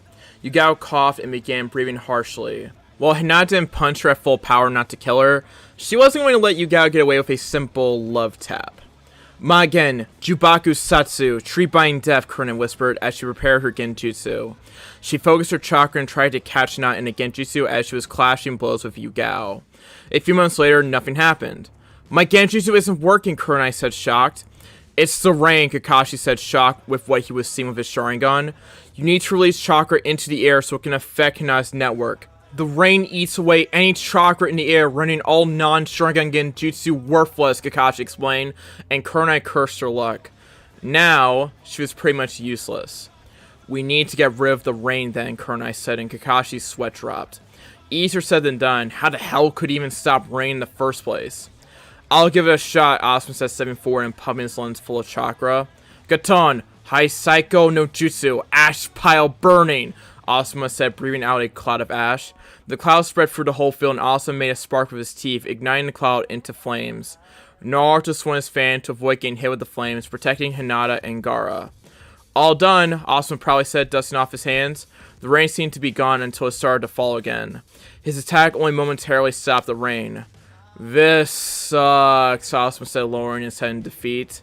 Raiton, Jibashi, electromagnetic murder, Naruto said, and his hand sparkled with electricity. Naruto released a wave of electricity that spread through the whole field, using the water from the rain as a medium. A few joints were hit as they couldn't dodge. Futon Daitopa, great breakthrough, Asuma shouted, releasing a gust of wind to temporarily push the rain away and disperse the lightning attack. This might work, Haku said, going through hand seals. Ice release, freezing tundra, Haku said, and started lowering the temperature outside considerably. Moments later, all of the water started freezing, and the rain turned to snow, finally disabling it. Great job, Haku, Kakashi said, commending Haku on a job well done. Haku, by lowering the temperature, managed to stop the rain. Damn, that's cold, Kakashi said, shivering. Now he didn't know which was best, rain or some freezing nightmare. Yugao, behind you, Kurama yelled as Hinata appeared behind Yugao and striked her in the back. Yugao fell forward with a thumb sound. Naruto flashed outside, delivering Yugao to Tsunade to heal. Makio Hyosho, demonic ice mirrors, Haku whispered as the whole ground turned into reflective ice. The ice covered the whole train field. Ice release, ice step, Haku said, and disappeared into the ground. Haku popped out behind Naruto and threw a couple of senbon. Naruto brought his fan to his right side and blocked it. As he blocked them, Naruto jumped to avoid another hail of needles sent from another location. Haku-chan improved her jutsu. She's able to move through her mirrors on the ground, appearing anywhere in the battlefield. With the right level of control, this jutsu can become as deadly as my Hirashin, Naruto thought to himself. Apparently Haku also grew into a powerful shinobi in her own way. However, Naruto thought, taking a deep breath and focusing on his senses. Haku popped out in another place, but Naruto was already expecting it, and flexed his right arm forward, sending a chain towards Haku. The chain wrapped itself around her legs and circled her arms, pinning her to the place. Your jutsu isn't instantaneous, so I can feel where you pop out, Naruto said and fought. Every jutsu has a weakness. You just need to find it. And apparently my chains also have a weakness, Naruto thought, shocked, as he watched Haku release ice chakra into the chains. The chains started to crack as the ice was making them brittle. Luckily for Naruto, Hinata realized it in time and appeared next to Haku, giving her a Juken strike and knocking Haku out. Here comes the rain again, Kakashi muttered beneath his breath. With Haku out, the temperature started rising again and the snow turned to water once again. Kuchios no Jutsu, summoning technique, Anku said, slamming her hand to the ground. A giant brown snake poofed into existence with Anku staying on top of his head. Konoha Gai Gansho, Leaf Rock Crush, Gai said, and he appeared behind Naruto, with Zabuza in tow, getting ready to behead Naruto. Naruto's head detached from his shoulders at the same time. Gai smashed his elbow into Naruto's back. Naruto exploded, releasing lightning chakra into both shinobi, who jumped away slightly, twitching. Naruto sent his chains towards the snake, making them wrap themselves around the snake. Futon, Shinkuha, Airblade, Gaara said, pumping his lungs with chakra. He released multiple wind blades that sliced the snake, making it dispel in smoke. I'm done, Anku said, falling to the ground face first with chakra exhaustion. Summoning the snake was her last move. With the rain drain everyone's chakra away, she was the first to succumb to it. This isn't going well, Kurama said, taking deep breaths. Anything they threw at them, they could easily block it or deflect it. And they weren't even using their best weapons. And the rain also had done a number on her. Her chakra levels were getting low as well. Asuma, Kakashi said, and Asuma nodded, going through hand seals. Shuriken Kage Bunshin no Jutsu. Shuriken Shaokon, Asuma said, throwing a couple shuriken that multiplied into hundreds. Naruto, Hinata, and Gaara stayed put and watched as most of the shurikens fell mid-air as the rain had eaten the chakra that powered the Shao shurikens. Raikiri! Kakashi yelled, popping out of the ground behind Naruto with his hand sparkling with lightning. Naruto didn't even move as Kakashi tried to thrust his hand into Naruto. Key were being tried as the Raikiri dispelled from the rain and was nothing but a small punch to Naruto. Naruto used Kakashi's shock to take advantage. Naruto caught Kakashi's wrist and flamed him over his shoulder, kicking him away. This rain jutsu really is something else, Zabuza said. Zabuza was said to be a master of water ninjutsu, but even he had to accept the magnificence and simplicity of this jutsu. My turn, Naruto said before bending slightly down and disappearing. Fast, Zabuza whispered as he brought his arm up to block a kick from Naruto, who appeared next to him. Naruto placed his hands on the ground for leverage and kicked with his other leg, making Zabuza burst into water. Naruto jumped back to dodge a punch from Guy as Zabuza rematerialized next to him. Futon, Fuji no Jutsu, Dust Storm, Gaara said, and released a cloud of dust covering everyone's vision of Naruto and Hinata. Hinata used the rain to track moves and appear next to Zabuza. Hinata cocked her fist, and Zabuza brought the flat side of his sword to block it. While the sword blocked most of the force, Zabuza was still thrown backwards and crashed into the ground unconscious. Outside the barrier, they are dropping like flies, Tsunade said, chuckling. I told you about putting free S-rank shinobi against elite Jonin, Hiruzen replied, shaking his head at his successor's antics. It was to make sure they could hold their own without their best techniques, Tsunade said. Inside the barrier, Kirigaku no Jutsu, Hinata said, and a heavy mist started appearing, covering all of the battlefield. Hinata crouched and took a few senbon as she felt the enemy's location. Futon, Daitopa, Greek breakthrough, Asuma said, blowing the mist away. Asuma kneeled as he felt his chakra getting low. Hinata appeared behind everyone as she used water on the ground to move. She threw her poison senbons at Shizune and Kurenai, trying to take out the medic and support fighters. Kakashi caught the movement with his Sharingan and flashed through hand seals. Shuriken Kagebushi no Jutsu, Shuriken Shadow Clone, Kakashi said, sending multiple shurikens to intercept the senbon as he moved into another position, but was blocked by Gaara. Futon, fan win, Naruto said, swinging his fans and blocking the shurikens away. Hinata's senbon hit both Kurenai and Shizune, who weren't expecting them. Poison! Damn it! I got hit! Shizune fought as she closed her eyes and fell forward. Kurenai dispelled into pink flowers. Kurenai had managed to perform an escape genjutsu at the last moment possible, though her illusion was quickly dispelled from the range showing where Kurenai was. Naruto blurred towards his sensei and knocked her out with a chop to the back of the head.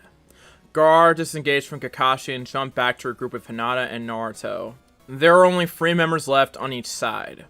This isn't looking good, Asuma said, taking deep breaths. Shadow Clone Jutsu, Naruto said, and a single clone popped into existence and crouched on the floor in lowest position, meditating. What's he doing? Kakashi wondered and thought as he was also breathing a bit heavily. There's nothing they could do to counter this rain, as it was eating their chakra away. Dokugiri, Hinata said. She pumped her lungs with chakra and released a purple-looking mist towards the 3 remaining Jonin. Futon Dai, Asuma said, but coughed and fell to the ground without chakra and taking deep breaths. Kakashi appeared next to him and shimmed him away to safety. Guy! Kakashi yelled, and Guy nodded, punching his fists together. Kaimon, Kyomon, Saimon, Shomon, Tomon, Kimon, Kyomon, Kai! Guy shouted, opening the first 7 gates. Asa Kuchaku, Morning Peacock, Guy shouted, sending countless punches towards the incoming poison mist. The punches were so fast that the friction with the air caused fireballs. The fireballs collided with the mist and erased the poison completely. Asuma is out, Kakashi said, giving Asuma to Naruto, said Naruto could take him out of the barrier. Looks like we're the last ones, Kakashi said, looking at Guy, who had a blue aura around him. Let's take this up a notch, Naruto said, as the shadow clone dispelled. Naruto closed his eyes, gaining several red markings on his face. Naruto gained red pigment markings around and under his eyes as well, 2 concentric red circles in the middle of his forehead. His blue eyes were gone and replaced with deep blood red ones, reminiscent of the Sharingan. Outside of the barrier, you taught him Senjutsu? Hiruzen asked, paling at the thought. By using Senjutsu, Naruto's jutsus were on a completely whole new level. I did, but it started from an accident. Naruto used his Rinnegan and tried to absorb my chakra while I was using Senjutsu, and it nearly killed him. After that, I taught him how to gather and control natural energy, and he's a complete master of it like me, Hashirama proudly said that his descendant was skilled like he was. Oh boy, Hiruzen muttered under his breath. Inside the barrier. Senjutsu? Kakashi started as he saw Naruto's aura with his Senjutsu skyrocket. Naruto blurred away from his position and engaged Guy, with his gates open in a fierce taijutsu brawl. Guy's open gaze seemed to be holding off Naruto using senjutsu rather well. They were both exchanging powerful punches and kicks that released shockwaves each time. Naruto threw a punch and Guy tilted his head back to allow it to pass by. Big mistake, as Guy was flung backwards by Naruto's senjutsu attack. Dynamic entry! Guy shouted as he regained his bearings from Naruto's senjutsu enhanced punch. Guy jumped high into the air and flexed his right leg forward, plummeting towards Naruto, who braced himself. Naruto sidestepped Guy and caught his leg, swinging him and throwing him backwards again. Guy backflipped and landed safely, breathing heavily. Your flames of youth shine brightly, young Naruto! Guy shouted, panting, getting ready for his final attack. Hirudora! Daytime Tiger! Guy shouted, punching forward as fast as he could, distorting the air pressure around his fist. However, Naruto was already there to match Guy's punch with his own. Naruto poured the rest of his senjutsu chakra into one last punch, clashing with Guy's. A massive shockwave erupted from their clash that even the ground shook like an earthquake. Hinata, Gaara, and Kakashi who were fighting had to stop and secure themselves to prevent themselves from getting blown away. The shockwave ceased, and Hinata focused her eyes to find Naruto standing near the down form of Guy. That was some attack, Guy, Naruto said, wiping sweat from his forehead. Naruto turned around to the last man standing, Hatake Kakashi. Last man standing, Kakashi-sensei, Naruto said as he regrouped with his team. Hinata crouched on the ground and absorbed the chakra she had stolen to refill her reserves. I'm done, Kakashi said, crouched on the floor, almost depleted from chakra. How about a final clash, Kakashi said, gesturing to his hand.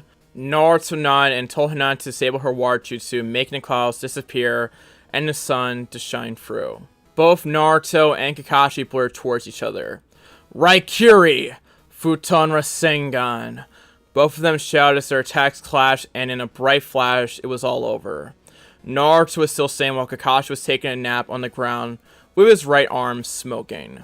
The barrier was dropped, and Tsunade picked up Kakashi, dropping him with the other unconscious Jonins by the tree. So, you can play the Rasengan as well, Tsunade said, and Naruto nodded. Yes, so this is the low-powered version, otherwise I would kill Kakashi-sensei, Naruto said, and Tsunade nodded slowly. Low-powered. Sure. Tsunade thought to herself, looking at the crater from their clash. So, do we pass? Naruto asked, grinning, and Tsunade shook her head in disbelief. Yes, you are great, Tsunade replied. Let's go home. Later that day, Senju Compound. Ramen really is food for the gods, Naruto said, rubbing his belly, while Hashirama and Kushina couldn't disagree. The rest of the clan just shook their heads at the amount of bowls they managed to eat. By the way, Tsunade started, I found what the dragons will be wearing when on mission, Tsunade said, and everyone raised an eyebrow. Tsunade got up and went away. 5 minutes later, Tsunade returned with a few boxes. She opened the boxes and pulled out what seemed to be some old, dusty armor. This armor was constructed from numerous metal plates, formed into multiple protective guards along the body. In particular, chests, shoulders, thighs, and forearms. Each collar of the shoulder guards bore a Senju symbol emblazoned on them. The old Senju clan armor, Kurama said, picking up his long-lost blue armor. I've thought about using this as your outfit. Of course, the Senju clan symbol will be removed, and a dragon will be etched in the frontal plate, Tsunade explained, and everyone nodded. What color do you want your mask and armor? Tsunade asked. Dark green, Hashirama replied. Light blue, Toyarama said. Black, Mito said. Yellow, Minato said, grinning. Blood red, Kushina said. Purple, Hinata said. Brown, Gaara said. Orange? Tsunade asked towards Naruto, who shook his head, surprising everyone. Silver, Naruto replied. The 8 dragons of the leaf are now official, Tsunade said. And that's the end of chapter 36. We'll now move on to chapter 37, and the last chapter of this video, The Dragons Assemble. Here we go.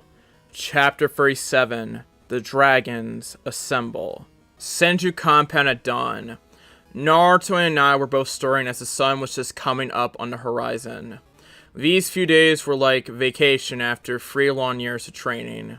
It's not like they did nothing. They still did their morning workout routine, but the rest of the days were just spent relaxing and doing anything they might want. Morning, love, Naruto said, rolling up on the bed to see the face of his girlfriend. Morning, Naruto replied half asleep. Naruto was about to reply when he heard a deep sigh in his head. Something wrong? Naruto asked Kurama when he heard the sigh. I'm bored, Kurama replied, stretching his limbs. Amuse me, human, Kurama ordered, and Naruto's eyes twitched. Why don't you chase your tails? It should be 9 times funnier, Naruto rhetorically asked with a straight face. I am not amused, Kurama replied with his eyes twitching. I know exactly what to do, Naruto said with his eyes sparkling with mischief. Kuchios no Jutsu, summoning technique, Naruto said, going for hand steals and slamming his hand on the bed. Once the smoke had cleared, there's a chi version of the QB. I'm still not amused, Kurama said, getting ready to devour Naruto. Not that he could in that body, since Naruto summoned him with a low chakra amount. Kurama was at this point nothing bigger than a cat. Kawaii! Hinata screamed and proceeded to smother the chibi QB between her breasts. You can thank me later, you bastard, Naruto fought looking to suffocating QB. Kurama eventually managed to slip out from her grasp. I'm going for a walk, Kurama said, and Naruto nodded. Don't show yourself in the village. They hate foxes, and even though you are small, you still have 9 tails, Naruto explained, and Kurama nodded while walking out of the room. Naruto turned around so he could rest for a little bit before he got up. Squeal! You're adorable! Hana cooed, running after the chibi Kurama. Cat! The seal! Put me in the seal! Hurry! Kurama yelled, running for the halls and away from the Hyuga. Are you not amused? Naruto yelled from his bedroom. I'll get you for this! Kurama yelled and proceeded to run for the kitchen, picking up Kushina and Mito after the adorable plushie. How come he was never this cute when he was with us? Kushina asked with stars in her eyes. I know, right? Mito replied, and she and Kushina proceeded to try and cast Furball to pet to death. I have to say, that form was more appealing than the real one, Mito said, remembering what happened 17 years ago. Morning, Naruto said, coming into the kitchen, half asleep. Kurama easily outmaneuvered the free ladies running after him and jumped onto Naruto's head. Alright, he's had enough, Naruto said, ending the chase. Meanie, Kushina Pao crossed her arms in front of her chest, making Mito chuckle. What are you doing today, Naruto? Mito asked, and Naruto got into a thinking pose while eating. Nothing, Naruto replied, and Mito's sweat dropped. Maybe some light training or pick up a mission, since I haven't done anything since I got back, Naruto explained to Mito, nodded. Are you not entertained? Naruto asked Kurama, who proceeded to yip in response. Squeal! Here we go again, Naruto muttered under his breath as he watched Kurama run away again. I command you to stop! I'm the QB, the strongest of all the 9 Bijus! I will not be manhandled! Roar! Kurama tried to roar, but nothing more than yipping sounds came out, making all the girls squeal and proceed to smart him again. Konoha's gate. It was a fresh new day in Konoha. Naruto, Hinata, and the rest of their family had just gotten home a couple days ago. Some poor genin were tasked with fixing what was left of the training ground they had used for their battle. Thanks to the barrier, most of the training grounds were okay, but the mill area needs some real terraforming. Man, I'm bored, Kotetsu said, tilting back in his chair, yawning and stretching his arms. Shouldn't you be a little more observant? Izumo asked, looking at his best friend's state. They still had a few hours left in their shift as gate guards, but Kotetsu already seemed to be slacking off. Relax, relax, Kotetsu replied. Everything has been peaceful, so chill out a little, Kotetsu explained. We never know when something might happen, so be a little more alert, Izumo was explaining, but was cut off by his partner.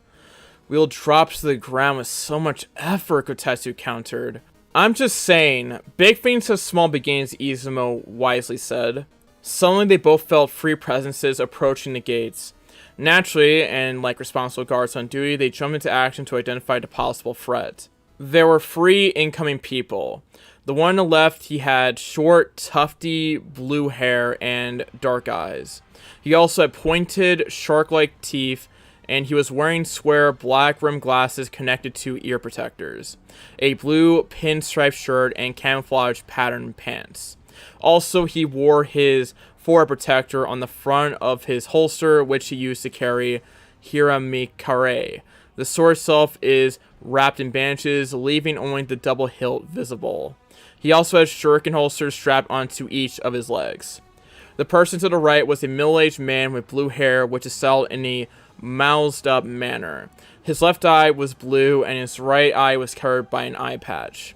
He wore a talisman on each ear with the kanji.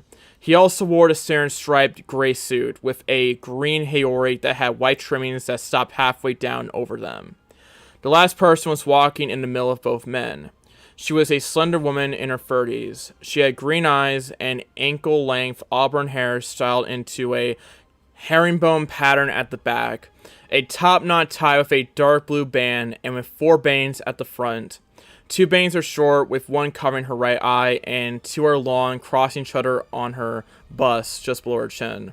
She is wearing a long-sleeved dark blue dress that falls just below the knees. It seems to be closed at the front with a zip, and is kept open on the front right side from the waist down. The dress only covers up the upper part of her arms and the underside of her breasts. Underneath, she wore a mesh armor that covers slightly more of her upper body than her dress. She also wears shorts in the same color as her dress, and underneath those, mesh leggings reaching down over her knees. Around her waist, she wears a belt with a pouch attached to the back on the left, along with high-heel sandals and shin guards reaching up over her knees. Dark blue polish on her fingers and toes, and is usually shown with dark blue lipstick.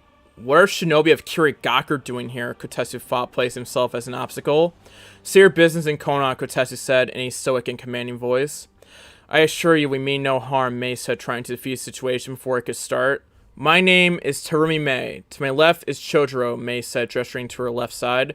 And to my right is Ao, Mei said, gesturing to her right, introducing Ao.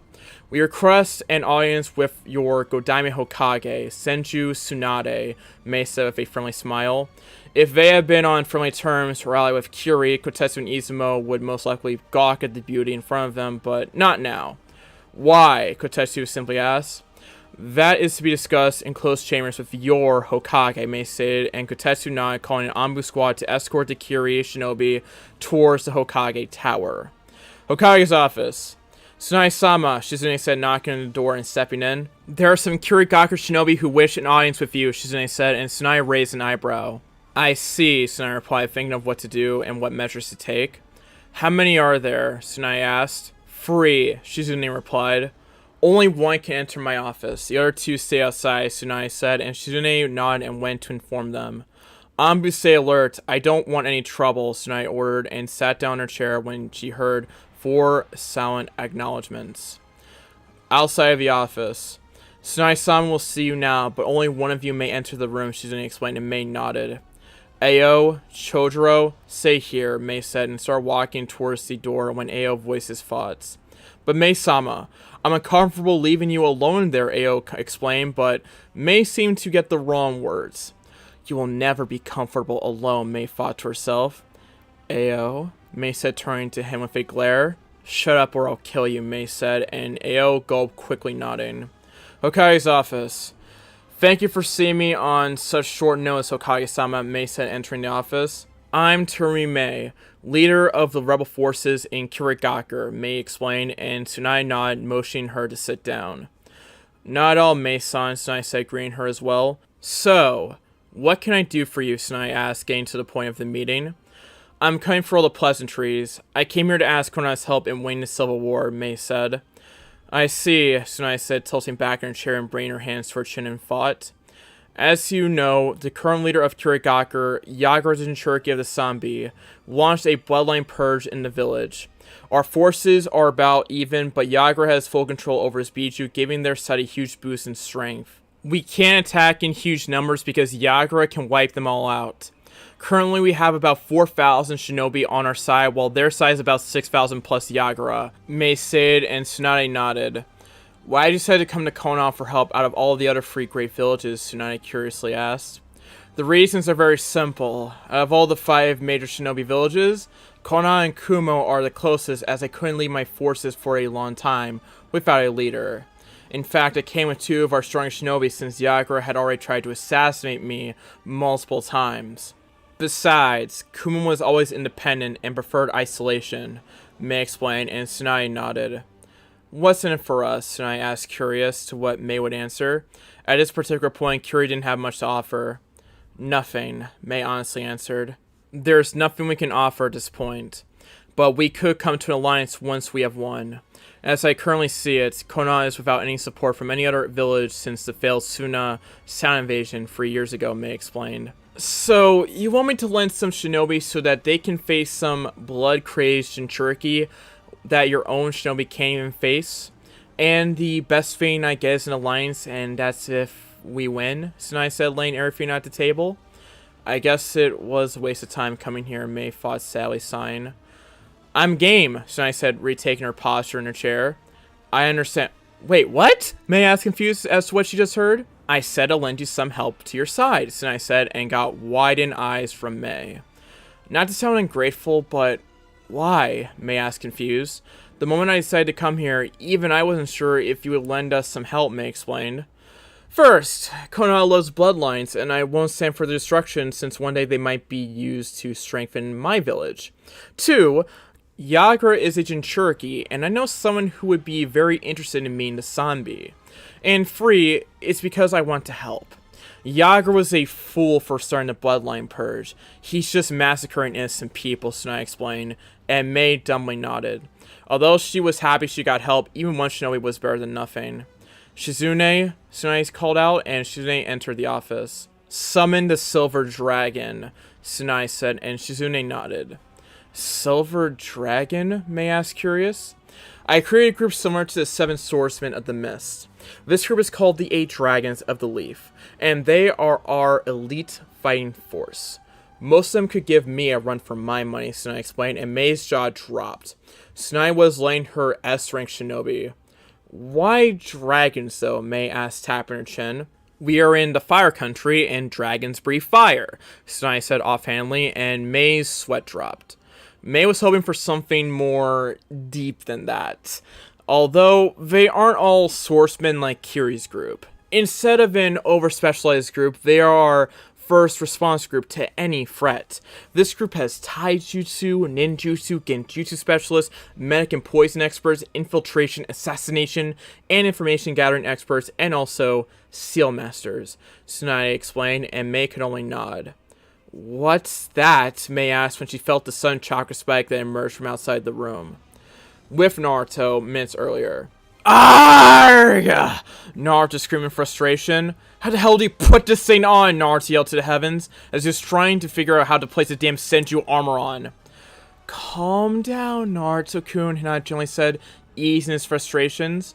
Let me help you, Hinata said, and Naruto reluctantly agreed. First, you put the chest plate on, Hinata said, and placed the chest plate over Naruto's torso and securing it. Then you place the shoulder and neck armor on, Hinata said, strapping his shoulder and neck armor on, and finally the waist and leg armor, Hinata said. Finally, Naruto said, sighing. What would I do without you? Naruto asked, pulling Hinata closer. Crash and burn, Hinata replied, leaning in and kissing him before Naruto placed the mask over his face. Naruto picked up his fan and placed it behind his back and was finally all geared up. See you later, Naruto said and swirled away. Both of them never noticed that both Minato and Kushina were watching the pair.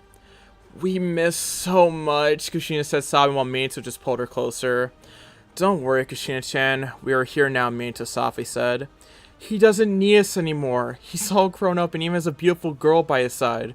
I wanted to be there when he took his first step, when he unlocked his chakra. I wanted to be there when he got scared from the monster inside the closet, Kushina sobbed. I wanted that too, but it wasn't meant to be. We did the best we could with the choices we were given, Minato sadly replied. Don't worry, Hinata said, coming towards them. While you may never have those moments, there will come others. Besides, it was his choice to bring you back, Hinata said. After all, he never had a decent closet, Hinata tried to joke, and Kushina just chuckled, wiping away a few tears.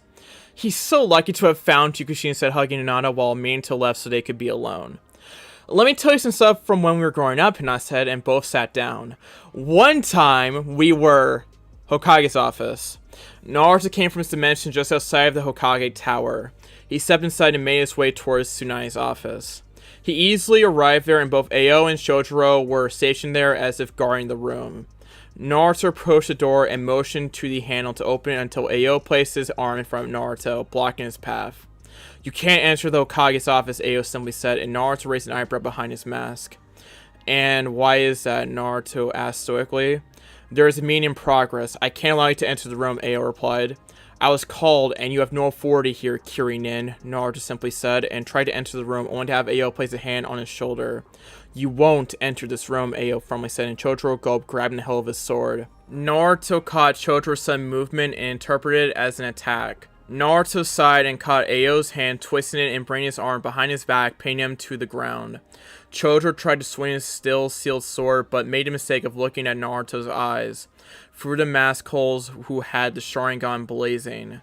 Chotaro was frozen in place. What is going on here? Tsunade roared, opening the door. They barred me entrance into your office, Hokage-sama. I'm just cleaning up, Naruto replied, while Mei went towards Chotaro, who kneeled and fell to the floor. Stand down, Silver. There are Mei's bodyguards. Come inside so you can be briefed on your next appointment, Tsunade said, and Naruto nodded, releasing Ao from his arm lock and breaking Chotaro's genjutsu. My apologies, Hokage-sama, Mei said, but Tsunade waved her off. Come inside, everyone, Tsunade said, and everyone re-entered the office, all the while Ao was looking at Naruto trying to figure him out. He's fast, and he disabled Chotaro with a simple glance, Ao thought to himself. Inside the Hokage's office. Now that everyone has calmed down, let me explain your mission, Tsunade said towards Naruto. Mei was carefully studying the masked man in front of her. He certainly holds himself as someone very strong. Not to mention the fact that he disabled Chotaro and Ao at the same time, Mei thought to herself, looking to Silver Dragon. He is wearing a black suit with silver-colored Senju-style armor over it. On the chest plate was emblazoned a dragon. He had long, spiky yellow hair and was wearing a white mask with dark silver ram designs over it. On his back, he had a fan. What's the mission, Hokage-sama? Naruto asked respectfully, trying to hide his identity as best as he could. Your mission is as follows, Tsunade started. Assemble the dragons and help Mei-san into winning the civil war in Kirigakure. You are under her command until the end of the war, and you will follow any orders unless it conflicts with Konoha's or your own safety. Understood? Tsunade asked. Understood, Hokage-sama, Naruto replied. Mei-san will inform you as you travel towards Kiri, Tsunade explained, and Naruto nodded, turning to Mei. When are we leaving, Mei-san? Naruto asked. As soon as possible, Mei said, getting up from her chair. And I shall meet with you at the gate in 2 hours, Naruto said, and swirled away. I can't thank you enough, Hokage-sama, Mei said, bowing. Not at all. Just make sure no one dies, Tsunade said, and Mei thanked her again before leaving her office and heading towards the gates where she would wait for her backup. Senju compound. Dragons! Naruto's voice echoed through the compound. Gear up. We deploy in 2 hours, Naruto said. Finally, a mission, Hashirama said, rushing towards his armor. Always the hothead, Toriyama replied. You are always bickering, you two, Mito said, picking up her large red scroll and attaching it to her back. Thank God, Kushina said, sighing. I know, I was getting bored as well, Mito said, picking up his free prawn kunais from the armory. Let's go, Gar says, shifting into his brown armor. Are you ready, Hina-chan? Naruto was helping her get into the armor. Yes, Hina simply replied, sealing everything in her wrist bracelets. 2 hours later, every dragon was at the Senju compound's entrance, all in battle gear. Konoha's gates. All 3 Kiri shinobi were waiting impassively for the arrival of the dragons. The group wasn't late per se, but Mei was very anxious to meet the group that Tsunade lent them. If what Tsunade said was true, and most of them were S-rank shinobi, then her victory was mostly certain.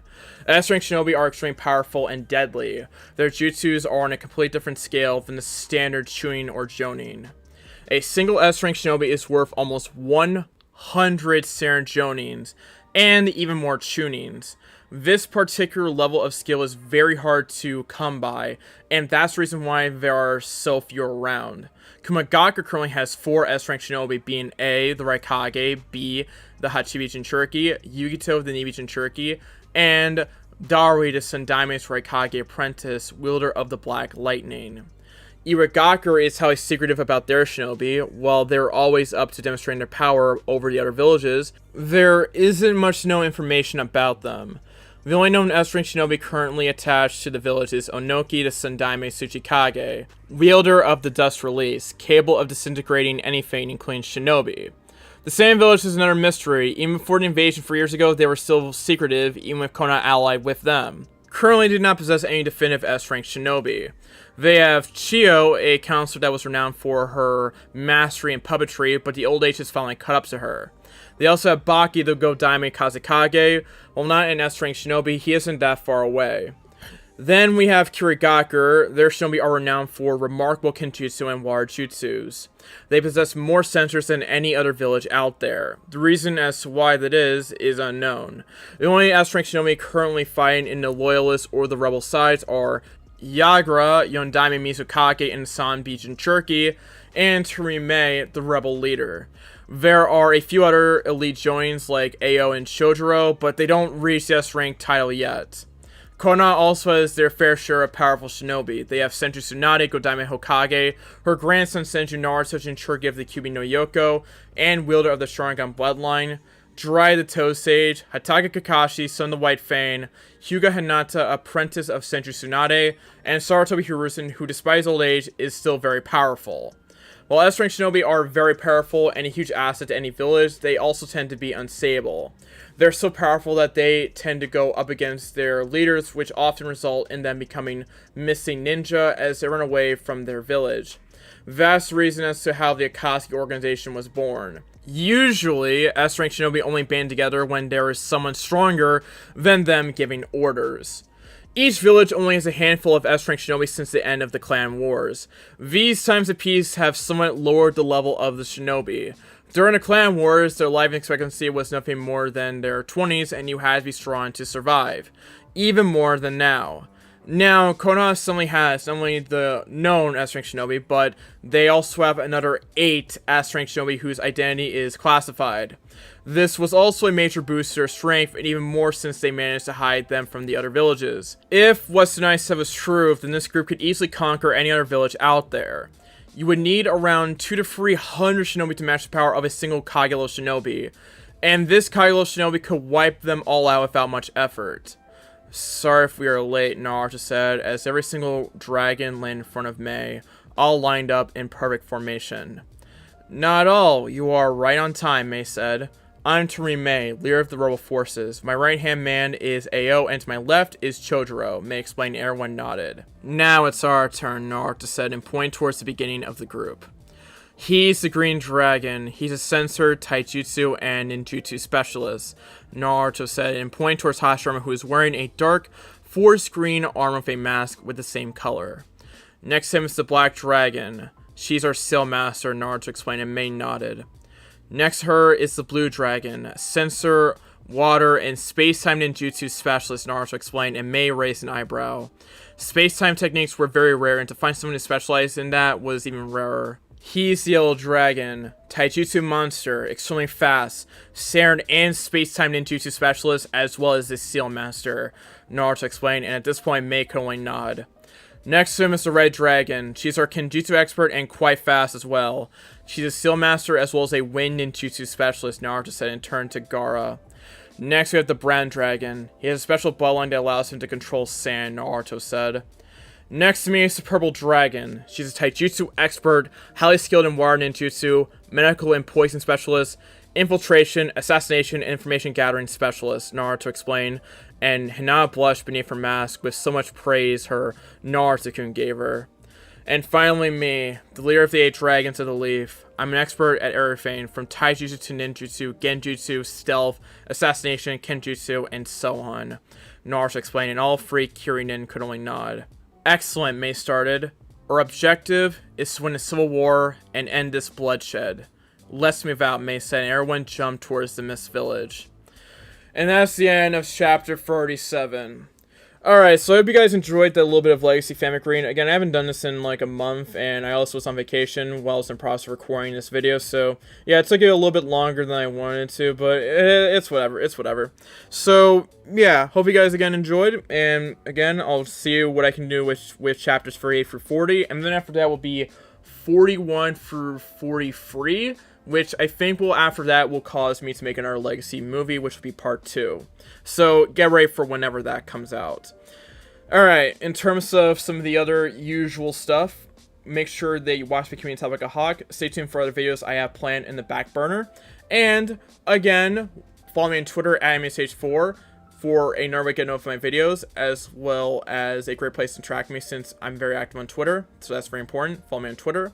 Follow me on Instagram, anime_stage4, for a way for you guys to see memes and stuff like that, because that's all Instagram is good for. So yeah, just follow me over there. And find your Discord server to interact with me directly, and also to, you know, suggest me ideas directly, and some more fun stuff in between. So yeah, that's about it. And in terms of some of the other stuff, shout out to my patrons, the $10 ones first. Their names on screen. As my $30 patron, Gabe Tidwell, welcome. And my $50 patron, Anguish. And if you want some nice rewards to shouts like these, go to my Patreon, which is linked in the description. And in terms of the last bit of stuff, now, as I was recording this video, again, and while I was on vacation, I received a couple of copyright strikes, so I cannot really stream until I get those strikes resolved, which could be between 10 business days, which is around 2 weeks, or again, 3 months. So, follow me on Twitch if you want to see my streams, which will eventually upload to my YouTube channel. And to end it off, let's get to 47k and eventually 50k, and that's all I have to say. Make sure to like, comment, subscribe, turn on notifications, and share the video. This has been your boy, the Anime Sage, signing out. Peace, your host, and Shay closes out. Bye-bye. Peace. Hi, this is Stephanie Shea, voice actress for Sailor Moon, Hinata, Orihime, and you are watching Anime Sage.